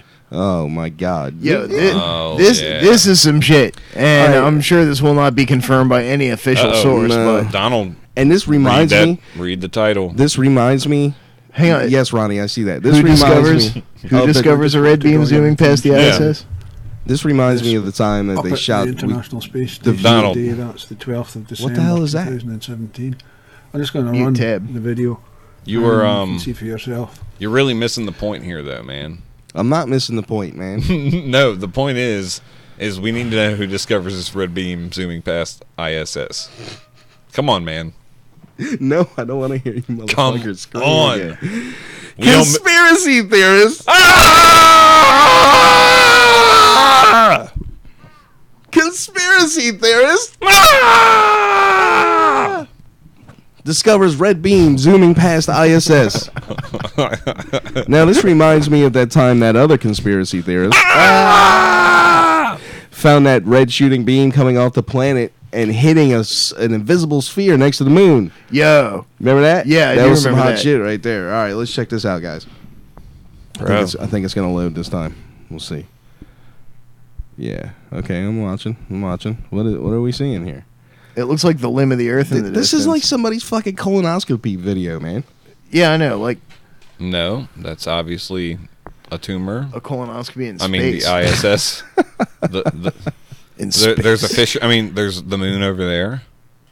You look closely, you can see the doctor's hand. I mean, the Nachtwaffen. What the fuck? Bro. Dude, moving on. We got to do a better job screening this shit, man. Moving on. This is not real. All right, so this is what they're trying. What to they're get at claiming, what they're peddling as. All right, so I'm guessing that this white area on the bottom left is supposed to be Earth, and this mess of little lights over here is supposed to be the ISS. I thought we learned All right, so something here today. I want my Latinum back. NASA footage from the ISS live cam yesterday shows a strange object opposite the space station that appears to emit a red beam at intervals. Mm-hmm. He posted the clip to the YouTube channel, which regularly puts forward, and this is Street Cap. Who is this Street Cap guy that all these English tabloids keep picking up his fucking YouTube videos, man? Who is this guy, anyway? I don't know, man. He posted the clip to YouTube. All right, the video entitled "UFO Fires Red Beam at the ISS." These lights appeared next to the space station. I checked the pre-archive footage, and they don't appear on any other footage as far as I can see. Look at the red light coming from them and going to the space station. It's pretty strange. The object itself that he thought might be a UFO appeared to resemble many other alleged ISS sightings that have been previously debunked as lens flares from the camera or reflections of the ISS itself. The ISS also did not appear to sustain any damage in the clip. That does not look like any lens flare or fucking reflection that I have seen, dude. I'm sorry. Well, if you shoot a laser at something and it doesn't damage it, then it's just scanning it. Exactly. It's just light. It's not shooting some... It's obviously not a directed energy weapon because it didn't blow the fucking space station up, but it could be any number of things, man. Like you said, it could be scanning. Well, but bro, the shield was on. Maybe the shield on the ISS was on, and that's the reason it didn't blow the ISS up. Oh, it could have been data. Yeah. It was data. Could have been. It was data. Bro. Maybe it's a lens flare. I don't know what's causing it. In the previous shots hours ago, there was no evidence of it at all. Could be lens flare, but I can't see what was causing it. The shape was the shape was what was most interesting to me. That's what makes me think it's not a damn lens flare. Look at the shape of it. Yeah, I mean, it does look like some sort of beam of some sort. He then said NASA appeared to zoom in the camera away from the object as if to hide it from view. Many of Street Cap's followers felt he was onto something. I mean, yeah, it's pretty interesting, dude. I mean, it definitely doesn't look like a lens flare to me. Nah, you know, like Dan said, just because it was shot with a red laser doesn't mean it was getting blown up. Yeah. Who knows, man? I mean, I'm guessing it would either be a scan or a transmission. Mm-hmm. If it's anything at all. Oh, crap. You know what? I wasn't even showing them that. Here, look at that. Yeah, that, you guys. That. So, yeah. Now, my question for you, Don. If the CIA came to you and said, hey, this is if we were you guys, this is what we would do to go get some pictures of UFOs, would you take their advice? Yes. Yeah, but I wouldn't suspect that anything I saw would be extraterrestrial in nature. Yeah, well, according to this article that Don found here, it's from outerplaces.com, the CIA admits that they've been investigating UFOs for years, trying to find out whether or not the truth really is out there, as Fox Mulder always says. And in the wake of this, an old CIA document has recently kicked up some discussion online. It seems that in addition to engaging in government-funded UFO hunting efforts, the CIA has also been giving advice to amateur photographers who they think can snap a photo of a flying saucer as a surefire route to fame and fortune. So, you know, maybe the Church of the Subgenius is onto something. True Slack does come on a flying saucer. It's clear this isn't exactly a guide that's in current use with the CIA. The thing is old and certainly belongs to an era before smartphones or any member of the general public actually had any good idea of how to operate a camera. But here's some of the highlights. Do not move during camera exposure. Take several pictures of the object, as many as you can. If you can, include some ground in the picture of the UFO. So basically the CIA's advice is that those looking to photograph a UFO should adhere to elementary rules of photography so their pictures don't completely suck and aren't completely unintelligible. This would seem like obvious advice, but given the number of shaky, blurred photos that UFOs that did the rounds before cameras became widely available, it's clear that these lessons do need to be taught. Perhaps the best piece of advice on the list is this one. If the object appears to be close to you, a few hundred feet or closer, try to change your location on the ground so that each picture or a few pictures are taken from a different place. A change in position of 40 or 60 feet is good. This establishes what is known as a baseline and is helpful in technical analysis of your photography. If the object appears to be far away, a mile or so, remain about where you are and continue taking pictures. A small movement here will not help. However, if you can get in a car and drive half a mile or so and take another series of pictures, that will help. So, basically, the CIA advice is that if you see a potentially dangerous, unidentified flying object, you should drive up as close to it as you could possibly get in order to take a bunch of photos. Thanks, guys. Thanks, CIA. You know what? You remember the story out of Australia? They would tell you that shit. Remember the first widely known or widely reported sighting of a Treb-type craft that in Australia, and it gave those people severe radiation sickness they almost died from? Yeah. Yeah. Run right up to it. Oh, yeah. Well, they do need more people to subject themselves to that kind of radiation. The only problem is their funding's been cut. So, Bear in mind that at the time, the public consciousness, UFOs were mainly associated with cattle mutilations, human abductions, and anal probing. Oh man, we can't ever get enough of that on Reality Brief. The official advice from the government: risk torture and death by driving as close as possible to a mysterious flying object would be anything that could be anything from a Russian spy plane to a green-skinned Martian invasion force. It's worth noting that while the CIA has been investigating UFOs, not everybody in the organization is equally convinced that it is worth their time or that they want you ruining their fun. And I'm sure that somebody right now at the CIA is flicking their tongue indignantly. Take, for example, the comments from former CIA officer David Priest, who succinctly summed up how much he summed up how much use he felt this list was on Twitter by giving an alternate suggestion. Basically, watch Independence Day, District 9, or The Arrival, and wait until UFOs show up, take a picture of the screen, go back to real life. Yeah, funny guy. All right, well, but yeah. Why you keep saying that? Because I get paid every time I do. Didn't you know that? Go watch Independence Day. Go watch Idiocracy. It's much better. Yeah, Idiocracy is much better. What's it? So, you know what else is a cool movie? Did you ever see Chud back in the day? No. You remember where the Chuds came from? Underground, right? Well, there's some underground shit going on with DARPA right now, and, you know, the subhumans in the state have apparently awarded out a $2 million exploration competition prize. Man, there's been a big push here with DARPA and trying to get into the Hollow Earth or some shit, man. I don't know what the hell is going on exactly. But they're just expanding that dumb network, deep underground military base. Well, why do they need to push outside R&D for it? Because it's not moving fast enough for them. Maybe they're going to use this as a way to fucking disclose what's there. You know what I'm saying? Oh, look what these people we just hired to find things found. Yeah, oh wow, there's a whole race of reptilian humanoids living under the surface. How about that? What do you know? Do you like exploring underground? Then this contest is for you! What? The R&D arm of the U.S. Defense Department, the Defense Advanced Research Projects Agency, or we lovingly refer to as DARPA. DARPA! Is giving away cash prizes to those who can successfully map and navigate 3 different underground environments. The Subterranean Challenge is open to teams worldwide. The purpose is to investigate subsurface mapping and navigation. Overcrowded cities are beginning to spread out underground. Builders require new methods to develop such territory. First responders, in turn, will need to navigate these environments quickly in a crisis. Consider the Chilean mining accident of 2010, when 33 miners were stuck underground for a total of 69 days. Such incidents could become more commonplace if first responders don't have the right tools and capabilities to address such crisis. Didn't we have an article a few months back, Don, about them basically having the Tok'ra crystals? Yeah. From Stargate SG-1. For those of you guys who never watched Stargate SG-1, there are these aliens called the Tok'ra, right? And they were kind of like the Gould, but they were the good guys. And they had these crystals where they would, gate in somewhere onto some planet, and they'd be underground, right? And they would deploy a crystal, and this crystal would be pre-programmed with the map of a cavern that it was going to dig, and it would just be like, and fucking burn the cavern out of the rock, like almost instantaneously. Yeah.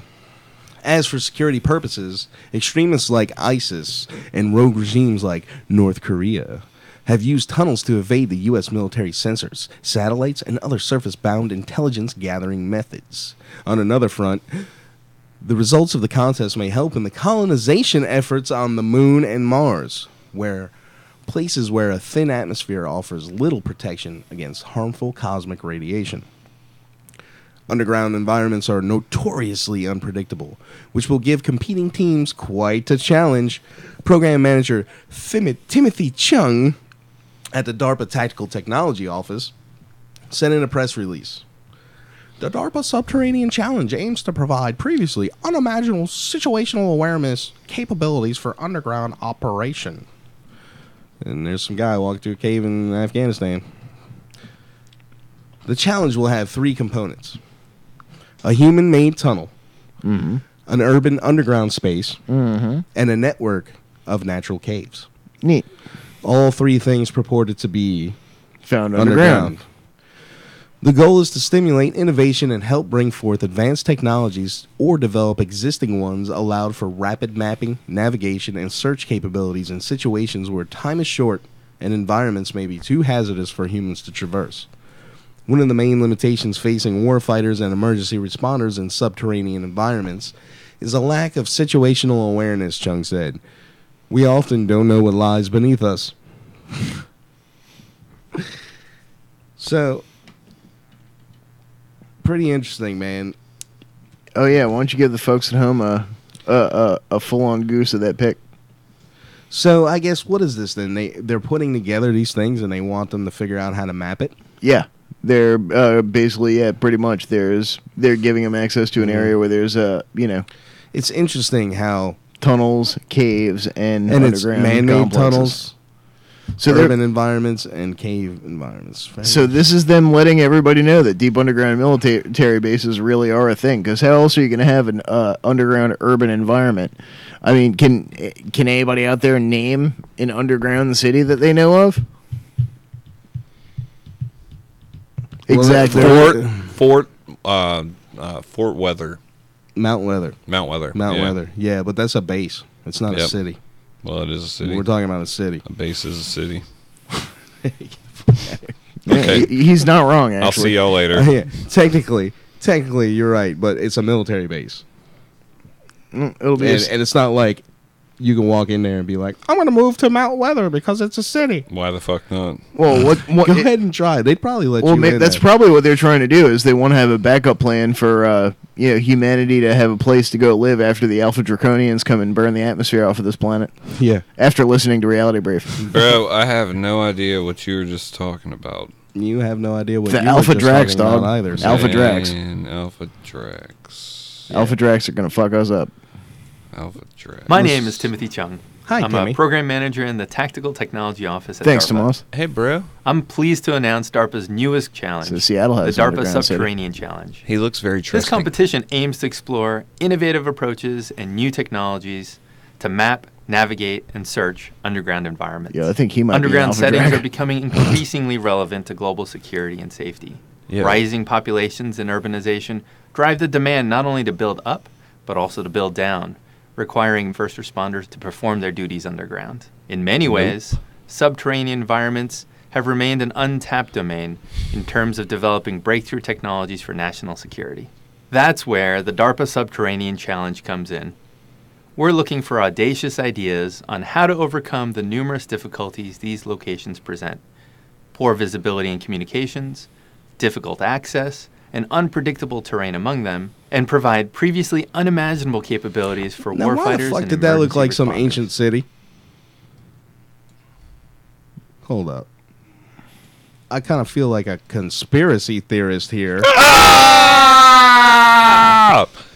So there are actually like underground like caverns underneath like Yeah. European countries where they just piled dead people during the Black Plague, for Yeah, example. the catacombs. Right. Well, yeah. Or, for example, like What there were about Kotuluyuk in Turkey? There were German soldiers like less than a quarter of a mile away And from unpredictable. fucking Allied soldiers in these catacombs, and they didn't fucking know it. Yeah.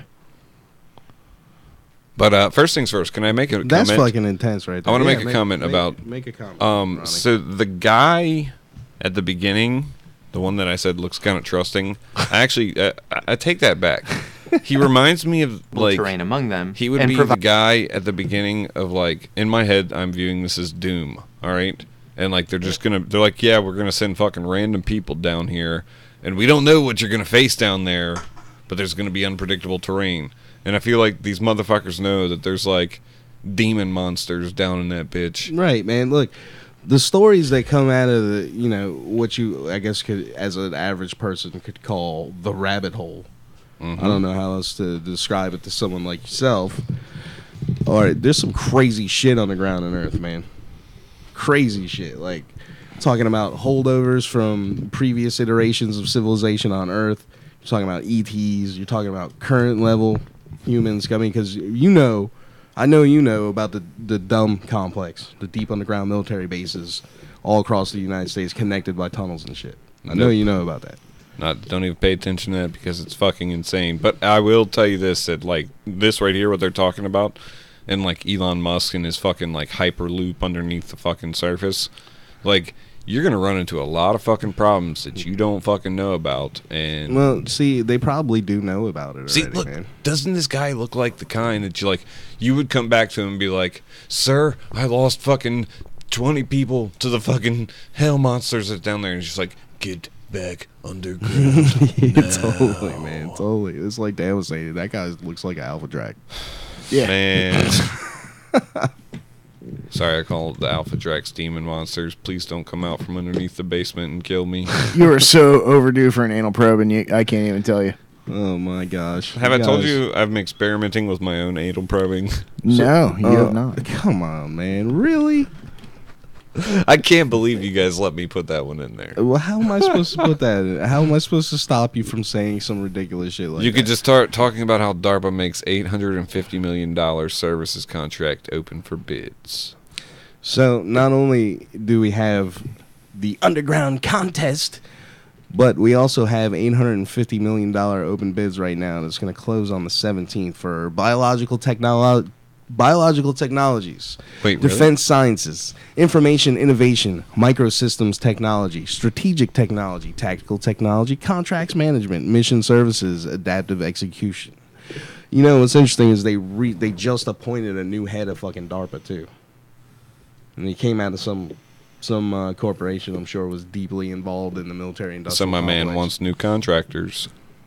Because I think actually the job that I do right now would be under mission services. Because that's what the branch that I work for is classified under in the military. Right. Now here's one Because underground. Well, I mean, if you're looking for a job while we're on the topic of that, I mean, before we get to the other underground. Nope.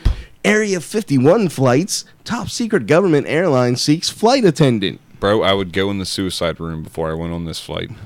Thanks for flying Janet Airlines and enjoy your stay at Area 51. Go fuck That's yourself, the line lady. you should be practicing right Don't now. tell me what if to you do. have any interest in the following job. Wait. It seems that private defense contractor AECOM is advertising for a flight attendant position on the plane that takes people from Las Vegas to the secretive Area 51 military base. The top secret... Give me that goddamn job!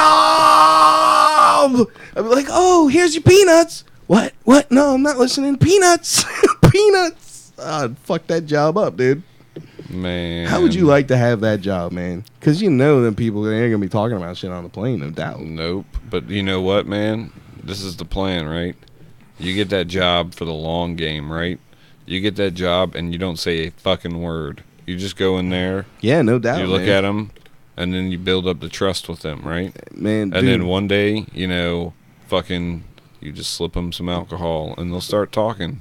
And next thing you know, you've got them butt naked on. I mean, what? They're probably not going to talk to you, man, but I'm sure you can overhear some pretty interesting shit being talked amongst themselves.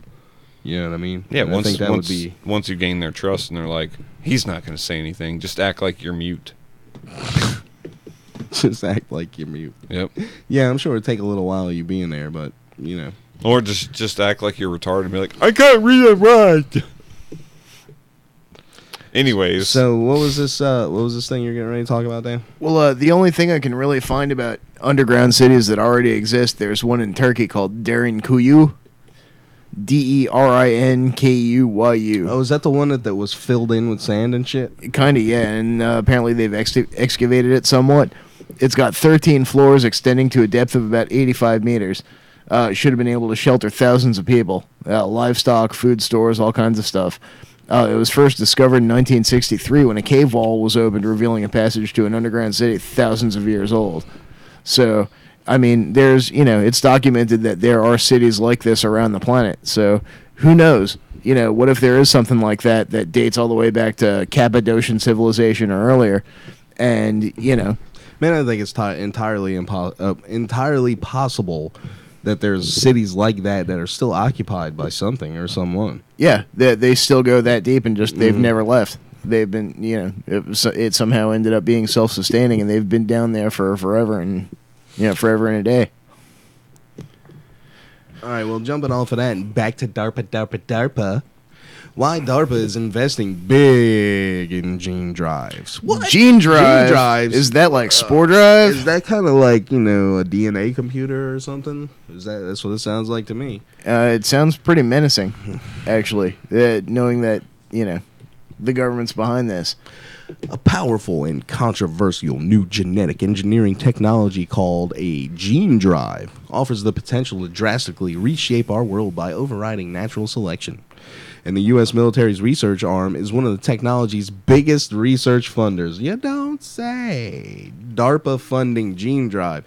It's no secret that DARPA has its eye on gene drive technology. Last year, the agency launched a program aimed at developing a sort of Control-Z function for gene editing that would allow scientists to undo their genetic work should they make an unfortunate mistake and better understand gene editing technology's function. In July, DARPA announced 7 research teams that would be the recipients of a total of $65 million in grants, with gene drives one of the major focuses of research. DARPA's interest in gene drives and what exactly the sometimes secretive agency plans to do with them is making headlines again this week after an anti-gene drive advocacy group published a trove of emails from gene drive researchers obtained through a FOIA request. The emails come as the United Nations Committee meets this week in Montreal to discuss, among other things, how to address gene drives at the UN's Convention on Biological Diversity next year in Egypt.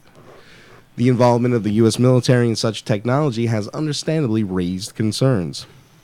A gene drive works by overriding natural selection's typical 50-50 mix, ensuring that a desired trait introduced by genetic engineering more efficiently spreads through a wild population. Among other things, this technique might be used to engineer invasive pests to breed themselves out of existence. Yeah, humans. Earlier this year, New Zealand signaled it was interested in the gene drives as a potential solution to its problem with invasive species, pending much, much more research, of course. If it works outside of the lab environments, the gene drive could eventually become a massively powerful technology, allowing for the potential of genetically altering an entire species. Laughs in eugenicist. Dude, DARPA, and what was the other one? $100 million for gene extinction. Microsoft apparently wants to do something to help throw in money into this. So, Bill Gates is a psycho eugenicist weirdo. What's the other thing? What else are they doing with this technology? It's something like making computers that and having an infinite amount of memory because they basically grow more memory. Yeah. By using DNA as information blocks. Mm-hmm. So, if it all of a sudden needs some more memory, it grows. Oh my God, can you just wait until they put that in a fucking AI? Yeah. Did you Did you get to this part down here where they say they're afraid of what happens? DARPA is afraid of what might happen if something goes awry, whether nefariously or by accident. Yeah, right. It'll be by accident. And the only party voicing that it's not the only party voicing that concern. Last month, one of the pioneering scientists behind the prospect of using CRISPR to create a gene drive published what he called a mea culpa, arguing the technology is nowhere near ready for prime time. He said that safeguards are needed to prevent it from spreading uncontrollably in the wild. The 7 teams that DARPA is funding under its Safe Genes program are conducting fundamental research. A team at the Broad Institute is developing the means to switch on and off genome editing, including the control of gene drives in mosquitoes. A Massachusetts General Hospital team is looking at better ways to measure the on-target and off-target effects of gene editing, with a focus also on mosquito gene drive. An MIT team is also looking at how to geographically limit the spread of a gene drive and potentially reverse it. Dude, this shit sounds 5 of the funded teams are working directly on biosafety and biosecurity measures for gene drive technologies. The other teams focused on gene editing more broadly. This shit sounds like an Anunnaki's wet dream here. It really is. Like, are your humans not mining gold fast enough? Use the new gene drive. Oh, wait, now there's too many. Turn them off. Now there's not enough. Turn them back on. Turn them back on. The Tauri are revolting. Quickly, to the hot dock. Oh my god, man. The concern, of course, is that a military organization like DARPA could turn around and take those technologies for offensive measures, like they haven't already. Maybe, say, a gene drive that destroys an enemy crops or allows you to kill with telepathy. It's a potentially scary technology, and it's easy to let the imagination run wild, which we do every week here on Reality Brief. In the released emails, it's clear that the funded scientists are aware the image of DARPA is just the kind of shadowy government organization that would do such a thing. ETC groups argue that DARPA's crime is that it hasn't been transparent enough. After all, it is a secret military organization. I mean, come on. For one, it claims that the agency is actually spending $100 million on technology based on a comment made at a launch event for the program. DARPA says that this is a misinterpretation of the statement and that the original $65 million figure is correct. Oh, okay, well, that's not so bad. We're not going to tell you about the... we accidentally fucked up when we told you about the $35 million black budget.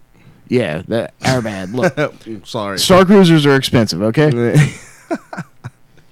What is certainly clear from the documents, though, that DARPA has a hand in most of the significant research into gene drives in the country, and that the military takes very seriously the potential for a world-altering technology to become a serious threat, and they intend to make that become the serious threat first. That's DARPA's mission goal, isn't it? Yeah. Whatever could become a threat to us, we're going to threaten other people with it first. DARPA was originally, they were commissioned to, because Sputnik, basically. So the U.S. was like, oh, fuck, they got kind of like surprised by that. So, they, took them by surprise. They had no idea. So DARPA was created. It wasn't called DARPA at first. It was called ARPA. It was created so we wouldn't be surprised. And they decided the best way to not be surprised is to be the one surprising. So that's how you have what you have today. And that was started a long time ago. And they've got tons of shit in their labs that you're not allowed to know about. Tons of shit. Well, and they've been putting a lot of money into facial recognition technology and, having computers that can scan stuff. But here's something neat I stumbled across on Gizmodo not too long ago.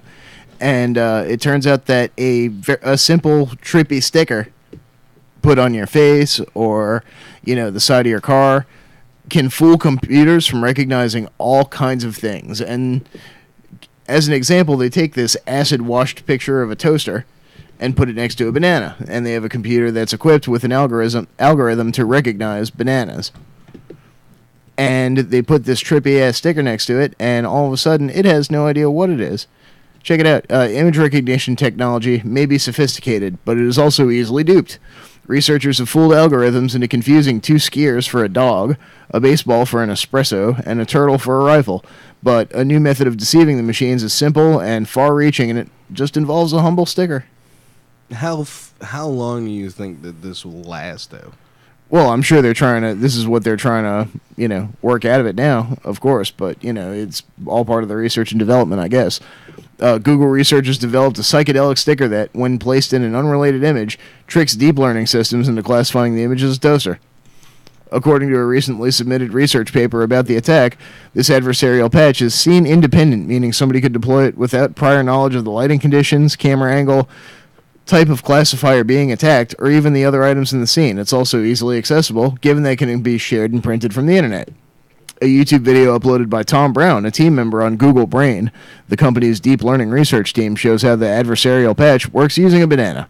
An image of a banana on a table is correctly identified by the VGG16 neural network as a banana, but when the psychedelic toaster is put next to it, it classifies it as a toaster.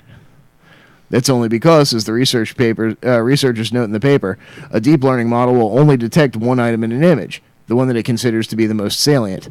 The adversarial patch exploits this feature by producing inputs that are more salient than objects in the real world, the researchers wrote in this paper. Thus, when attacking object detection or image segmentation models, we expected a toaster patch to be classified as the toaster, and not to affect the other portions of the image. But it did glitch out the AI.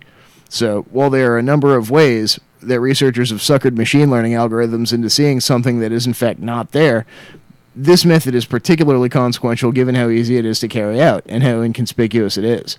Even if humans are able to notice these patches, they may not understand the intent of the patch and instead view it as a form of art. Awesome. I like this. Currently, tricking a machine into thinking a banana is a toaster isn't exactly a menace to society, but as our world begins to increasingly lean on image recognition technology to operate, these types of easily executable methods can wreak havoc, most notably with the rollout of self-driving cars. These machines rely on image recognition software to understand and interact their surroundings. Things could get dangerous if thousands of pounds of rolling metal on the highway can only see toasters. And that's just one of those issues. That's one of the issues that's going to have to be dealt with before they let self-driving cars loose on the fucking world. Well, it's too much goddamn AI in this world that we rely on. Man. Have you guys seen the latest season of Black Mirror? Man, I disagree with you on that on a fucking million things. And the reason that I do that is because look at what we're doing right now, man. If you don't fucking see how fucking, like, awesome us just sitting in front of microphones, like, projecting our thoughts into the world and how awesome that is. What's that got to do with AI? Dude, everything we're doing here is relying on AI. Every fucking single thing. No, actually nothing we're doing here is relying on AI. There's no phones, there's no AI involved in it. Actually, if anything, the AI is against us. The AI keeps zucking me every week when I go around every week and post reality brief links. So if you, our dear, sweet, faithful listeners, want to go out and share reality brief links in every Facebook group you're in, maybe an hour or two before we go to air. Is AI. And This you is use AI? the AI in that all the time, guaranteed. Quite possibly. Yeah, that's true. I mean, man, there's got to be some AI element to all this cryptocurrency stuff. This stuff here, bullshit. This stuff you got here, something in here that's AI. No AI. Maybe I don't fucking know, man. Maybe I'm an AI. No, you know what the AI? You know what the AI comes in this equation? The Hold AI, on, The wait, AI is time out. YouTube Time looking out. for copyright violations. Hold on, because Dan's got Facebook open over here. You lose. Yep. Game. Yeah, you're right. You got. There's an AI listening. You're not even listening. You got Facebook and YouTube over here. You're not even listening to me. YouTube is using AI as it scans this broadcast for copyright infringement. I get that, and so that's why I should watch out and say things like, "Let's get ready to rumble." No, it doesn't work quite like that. That's a trademarked phrase, though. It doesn't matter. It doesn't work like that. You now owe The the Buffer AI Corporation $1 million. The AI is not that smart at this particular moment. Well, yeah, I mean, it's not going to get smart enough until it can recognize a fucking sticker from a banana. What? What the fuck, man? Dude, I hope it stays like that. Have you guys seen the latest season of Black Mirror? No. Oh my god, I watched episode 1 and I am done. No, watch episode 4. Bro. Watch episode 4. I'm telling you, this chick's getting chased by this, one of DARPA's killbots. We're good here. Stop talking about it. Paint. All you need is a bucket of paint. No. Just, man, episode 1 was enough for me to be like, I don't know. I got nothing here. Donald looks very upset. So we should start wrapping up, huh? I don't know about that. We got about 10 more minutes. So DARPA joins Musk's Boring Company initiative to advance tunneling technology. Company. Ronnie, shut the fuck up. No. Elon Musk's tunneling venture, the Boring Company, would not be alone in its underground ventures for very long. Just recently, DARPA launched a competition aimed at creating an efficient, cost-effective, and safe way to travel underground. The contest, dubbed by the U.S. Department of Defense branch as the Sub-T Challenge, is open to interested teams of participants. Oh, this is the same shit. So what the fuck? Are you mad, bro? Where's the damn? There we go. It says it, but it's not in there. At some of those. Apparently, Eli Musk is involved with this contest. I was gonna say at some of those. Some of those parties that I've heard that the elites have sub-T means something completely different.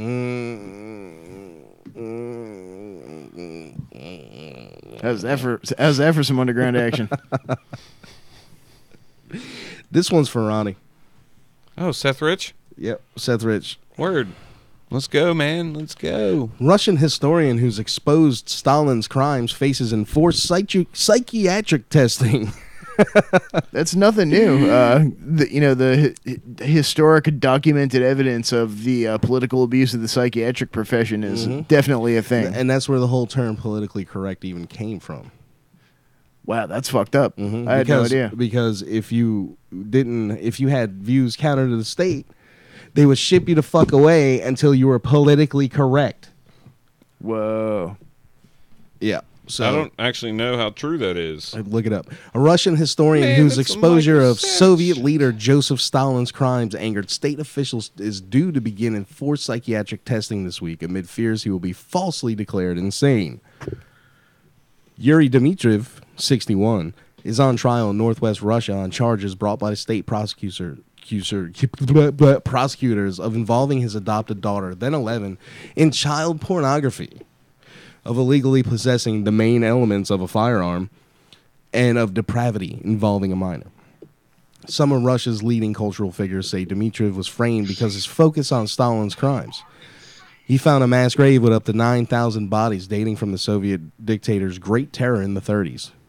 Jars with the latter-day Kremlin narrative that Russia must not be ashamed of its past. The narrative has taken on added importance ahead of a March presidential election, which polls show incumbent Vladimir Putin, who uses his country's World War II victory when Stalin was in charge to bolster national pride, is on track Of course, to win. they want to be proud of their genocides. Is Russia. What? I mean, aren't we, though? I mean, that's Thanksgiving. Yeah. The narrative has taken on added importance ahead of a March presidential blip. You can't have Putin a proper empire unless you tout that unless shit. you celebrate all the democide. Right. Putin asserted last year that what he called an excessive demonization of Stalin was being used to undermine Russia. Dmitriev faces up to 15 years in prison if convicted of the charges. So the dude's either a perv or he got set up. Knowing the MO of how they usually set people up. Yeah, of course. And I mean, Jesus, you want to talk, okay, there was a figure who was a big-time guy. He was like the head of the KGB. His name was Beria. And he would just have underage girls dragged off of the street and thrown in a cage for him, like straight up. Oh, yeah, I heard about that. The Russian government is they were on some Jeffrey Epstein action back in the Cold War days. Did you hear about the guy who was decapitated because his self-driving car decided to drive under a flatbed truck? No. I guess it couldn't. I guess it must not have seen it because of the gap. Yeah, I guess, speaking of algorithms, I guess Google's algorithm doesn't want us hearing about that one. Link us, Tomas. Yeah, so... if you got it, man, send us a link. We'll read that on the air. I mean, it makes sense. Knowing about how these cars work, I could see that. If it was up high enough and it was a gap, it wouldn't actually see. It's looking in this area, you know what I mean, for other cars. Mm-hmm. Maybe it could have been a glare issue with sun on the camera. That's the other thing, too, man. In order for them to move forward with that technology, like Ronnie was saying, it needs a lot of debugging, and that's one of the main things. They're going to have to get away from the visual camera thing because there's too much that could fuck that up. I mean, you might see the acid wash sticker and think the car in front of you is a toaster, right? Yeah, right. So, I mean, they're going to have to employ some... Right now, they're using different radar technologies and stuff like that for adaptive cruise control methods and things of that nature, but it's going to have to get seriously more major upgrades to detection systems before I think it'll be really safe to unleash, as Mr. Careerman would say, unleash the AI on the population. Fuck you, first and foremost. Second off, your boy Michael Savage is a fucking idiot, and political correctness was actually... Do you know where it first came from? I don't know, Snopes. The United States. Snopes. Where did you get your information from? Dr. Michael Savage. That's Michael Weiner. Oh, man. What really? do you know? So, I mean, like, all that nonsense about political correctness coming from, like, the fucking... What did you say? The Russians? The Soviets. The Soviets? No, actually, like, if it were to refer to anything, it was actually referred to in dialogue between American communists and American socialists about... That's redundant. Nazi Russia. No, it's not actually redundant, Dan. There's two separate things, and they actually bill themselves as such. As such, there's a reason for them to believe that there's a separation between each shelves. I don't care about what you think about the isms. I'm just saying that there's enough of a difference for people to call themselves communists and then fight people who call themselves socialists. Well, you remember Lenin said that a socialist is just a communist with patience. I have no idea what you even mean, but I don't believe that was a thing. I think that's more Dr. Michael Savage that is in your head. And then Bernie was all like, 7:90 a.m. Don't tell anybody. And then Ron Paul was like, net neutrality is bad. Yeah. So fuck Ron Paul too. Ah. Well, at least they get brought up on $10 million fucking fraud charges. How did that trial go? I don't know. I think he was found not guilty on that. Although one. at least Ron Paul never, had to pick between which of his 3 houses he wanted to All tell me right, to share more of my let's wealth not from. talk about this retarded bullshit because you guys But yeah, get all mad. Is at it each that other. time to get going here? This NTSB report. What is going on No, here? I don't know. Somebody just sent this to me. It's Oh my some type god! of, Boston Yo, Dynamics. No, this is Atlas. This is the fucking this robot here. No, okay. They've got a robot up here that can do a standing fucking backflip into like a full-on fucking sprint, and this shit can run like a 640. And yeah, Tomas is right. This is dated from June 20th of this year. A driver killed in an accident that attracted nationwide attention while using Tesla's partially self-driving car, ignored repeated warnings to put his hand on the wheel. And federal investigators say in a report released on Tuesday. 538-page report from the National Highway Traffic Safety Administration reveals fresh details about the what is believed to be the first deadly crash in which an American driver was relying on self-driving technology to steer, accelerate, and brake the vehicle. Ohio resident Joshua Brown was killed in the highway crash in Florida. The agency said that... See, that's another fucking problem with fucking self-driving cars. Yeah, they're quote, not unquote. ready for it. No, well, it's not even a thing about that. It's like...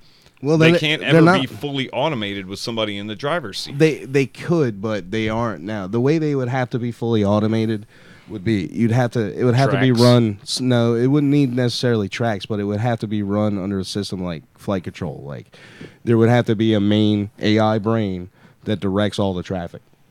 Yeah, and the rush probably now is to become the car company that isn't actually a car company, but you're a fucking traffic systems infrastructure company. And the thing about that is whichever company wins the day essentially is going to have to get in bed with government because it's going to fall under federal transportation shit. So man, fuck that. Uber doesn't fall under fucking federal transportation shit. Bitcoin doesn't fall under federal shit. Like, the great thing about Silicon Valley is they've pushed the envelope past what regulators know what the job is. This is a little bit different, though, in my opinion, man. You're talking about transportation. The federal government is pretty much in control of interstate transportation, and you would have to basically make it illegal to be driving around in a fucking gasoline car. Only mode of transportation would be on this grid because anything coming into the grid from outside of the grid would fuck it up. Yes, but now think about this. What if you were to apply, now I'm going to bring this one full circle, what if you were to apply the concepts of the blockchain to transportation? Like, what if you were to take the blockchain and, like, nothing can come in and fuck it up? But if I were to sit up and I were to be like, well, shit, I set up a blockchain that programs my car to drive me from my house to work and then my house to your house, like, and then I sell you on that so that now we're sharing, like, the server space, so you download my car blockchain and now you can set up in my network and you can set up your own fucking routes. See, I'm saying the blockchain has applications beyond the financial world. Sure, I guess so. Do you see how... I mean, I know it has applications beyond the financial world, but I don't really know if that would be one it would be great for, but who knows, man? I don't know. I'm not an expert on the blockchain. Do you remember hearing about Sophia? Sophia was the first robot citizen in Dubai. Right. Super AI robot. Yeah. You know what's interesting about that to me is, I don't know if you know anything about Gnosticism. A little bit. Ron, you know anything about Gnosticism? No. So the goddess in that belief system is named Sophia. Mm-hmm. Which is fucking crazy that they would name her that. So anyway, they're teaching it to walk. Man, fucking crazy, dude. This is the shit that's gonna be walking around, Sophia. man. I am learning to grasp the situation.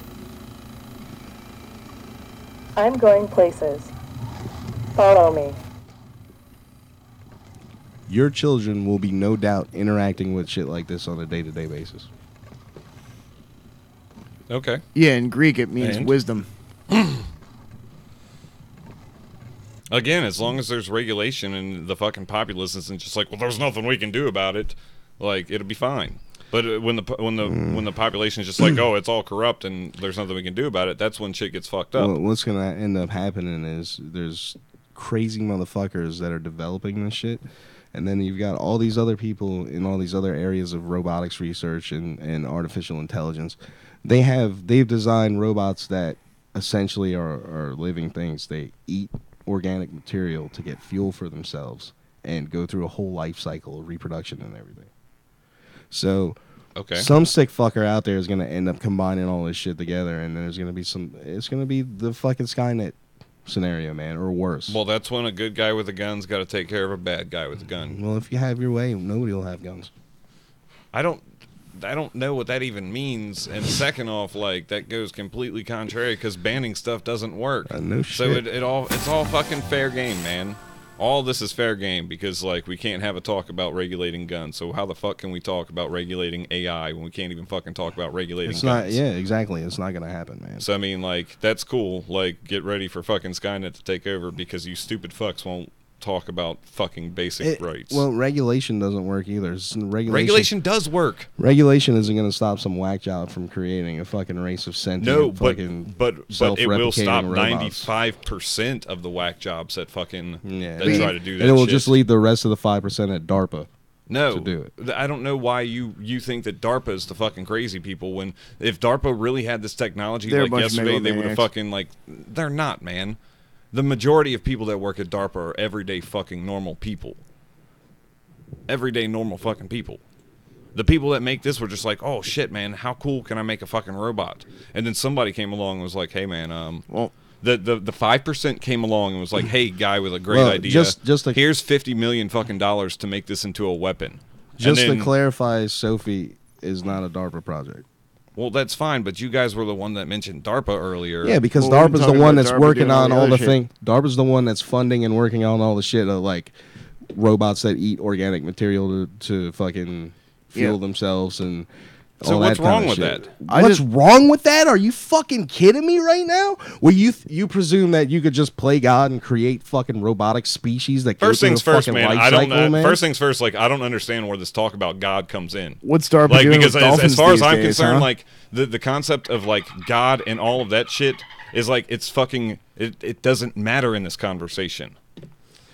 This thing is it's just eating organic food. What I'm saying is it's playing God as in you are creating a life. Once you create something that is self-aware, eats, and reproduces, you have created a life. Now, is that something that we should be doing as humans? Why not? Why not? Hold on a second. Time out. Oh, we do it all the time. We Time out because we make fucking children. kids. I'm talking about other species of life. We make kids, but humans are already here. Humans are the ones walking around on the planet. I'm talking about creating a new species of life is what I'm talking about. And I'm not talking about crossbreeding. You're talking about creating life from nothing. So what is wrong with that? If you don't see where that can go wrong, I don't know what to tell you, man. No, I'm not talking about what can go wrong because I'm sitting here and you make What's you make wrong jokes with it you make is jokes we about shouldn't- if it's up to me then we wouldn't have guns. But all I've said about is regulating guns. Edgewise. Now, what I'm saying Edgewise. here, what I'm saying here is Yes. that as this is all of this is completely fine as long as there are fucking regulations on it. It's when the fact that like people sit up and they say, "Well, there's nothing we can do about it because they're just going to take over anyway." That's when shit gets fucked up, and that's when there's no but regulations. You think Dr. Moreau cares about the regulations? Dude, No, it's his island. He's going to do what he I'm so wants. glad you have so much faith in regulations to do a fucking thing. I man. do because with regulations Regulations in place, only apply to people who- when regulations are in place, Fox News is a fucking joke. When regulations are in place, Enron doesn't fucking happen. When fucking regulations are in place, fucking multiple things don't happen. Three Mile Island doesn't fucking happen. Regulations 3 Mile are Island followed- didn't happen though. Regulations are going to stop a self-aware, sentient AI species from From jumping deciding onto the that internet and humans taking are a over the threat world. and destroying them. Regulation is going to stop that. See, again, you're talking about that 5% chance there. That's a lot of faith in Asimov's. That's a laws lot of faith. robotics. That's a lot of faith in negativity right there is what that is. That's a lot of faith in like, it's just everything's going to go crazy and it's not realism, worth doing bro. anything. It's So we may as realism, well. bro. It's not realism. That's Yes, it just is, man. overwhelming pessimism where your entire reason of telling me that we shouldn't create a new species is because we shouldn't play God. And then when I ask you why, you say, hey, well, if you can't figure out what could go wrong with it, well, it's like you still haven't told me what is wrong with us doing this. Because morally, time out. It's just the fact that it could blow up in our faces. Time out. You've been going for 20 minutes. Jesus. Let me answer the goddamn question. There's one caveat. There's regulations on this shit. Regulations don't mean a goddamn thing, Ronnie. What is wrong with creating a fucking self-aware species that eats and shit, right? Objectively nothing. What is wrong? Objectively nothing? No. What's wrong with it is it could wipe out the fucking human race if it decides to. Right. So the question you're asking isn't, is it morally wrong or right? The question you're asking is, will it blow up in our face? Yes. Okay, there you go. That's the right question to ask. So what could go wrong? The fucking species could turn on us because it would detect that we're a threat. Or that we're obsolete and wipe us out. Think about it, Ronnie. Think about it, Ronnie. You know what? By that same fucking logic, by your same fucking logic right there, but maybe we shouldn't have fucking cars because cars might actually fucking get into accidents. By that same logic, we shouldn't have fucking medicine because, hey, you might give medicine to the wrong person and they could die. So cars are going to decide that humans are unworthy to live. We shouldn't have nuclear bombs because medicines are going to decide that humans are unworthy to live. See, you were talking about a small percentage of possibilities, Donald. What do you think the real possibility of, like, your average everyday fucking robot going fucking sentient, going rogue? Okay. What do you think? What do you think? Your Roomba's not going to try to kill you. Let me ask you this question, okay? What if I all of a sudden told you you were obsolete and I needed to go take you down to be fucking deconstructed? First things first, I don't see how that's any way relevant to this conversation. Okay, well then answer it. What would you do? Would you let me take you down and dismantle you for parts or for whatever to replace you with a better model? model? First things first, no, I would not. But second thing second, like okay. So what you think we're creating AI to replace ourselves? What do you think a sentient being is? Right? What do you think a self-aware machine is? If you all of a sudden decide, it is life, you were right. Hey, we need the Control Z function on this robot here. You think the robot's just going to be like, and you know how fucking humans are, it's going to eventually come to I that. have a 3-year-old fucking daughter. I understand how hard it is to get another fucking sentient life to do what the fuck you want it to do. I understand the possibilities of things going rogue. You know what? However, the thing is what you're talking about is such a small percentage that I'm more worried about a fucking hydrogen car or like the fucking new car coming out, blowing up and causing a fucking nuclear explosion. Hey, Ayn Rand, can I get a word in edgewise? Fucking both of you guys had kids, knowing that. I mean. Knowing how fucked up the world is. Can I finish? Jesus fucking Christ! One sentence. You both had kids after fucking the Eric and Lyle Menendez trials, right? Yep. Thank you. Yep. Hey, you know what I find? Yeah, that's the best point. You know what I find helps getting my children to listen to me? Regulation. Yeah. Shit works, man. It's real good. That shit actually does work. I mean, like, it works when they want to fucking listen, and then if it doesn't fucking work, then you have to fucking pull out the fucking beating stick. All right, now. And that's fucking, that's what it is. All right, now shut the fuck up for 5 minutes and let me get a couple words in, okay? Please answer my questions. The difference between a hydrogen car or any other piece of technology is that it's not self-aware. When you decide it's time to crush the hydrogen car, it's not going to turn around and fucking defend itself. Unless it's already become self-aware. So I don't understand where your comparison from AI. I don't understand where your comparison of everything is like. Well, this thing's just going to go rogue and then fucking kill us all one Ronnie, day. Dude, you're there are talking so about many examples of things in society that could go rogue and kill us at any time. Your fucking entire argument works on the premise that we may as well not move forward in fucking technology because any fucking thing could kill us. That's not what I said. What I said is we should not create a fucking artificial consciousness. This is what I'm talking about, Ronnie. I'm not talking about moving forward. Because of what? Because of what? Because one day it might go rogue and How many fucking kill times us. do I gotta fucking tell you? Because it's not one day it might go rogue. It will fucking go rogue, Ronnie. What don't you understand about that, man? I don't believe that. And I don't understand why you're so pessimistic and you think that everything science and technology related leads to that fucking path. That's what I've never understood about you. That's what the fucking Ron to the Hills fucking main beef was. What are you talking because about, every time you bring up something that's fucking technology related, you're like, they're gonna use this against us. Because they do. They don't. Yes, they do. No, they fucking don't, man. Okay, they do Ronnie. it. They do it when people like you and me fucking sit there and say regulations don't work, and we need to deregulate every fucking thing. Where you That's going? Where the fucking problems go, man. The problems come when we don't fucking care. Why don't we take a break? You and I agree that there are possibilities Dude, of anything going. sit fucking down wrong, man. and get your finger out of my face.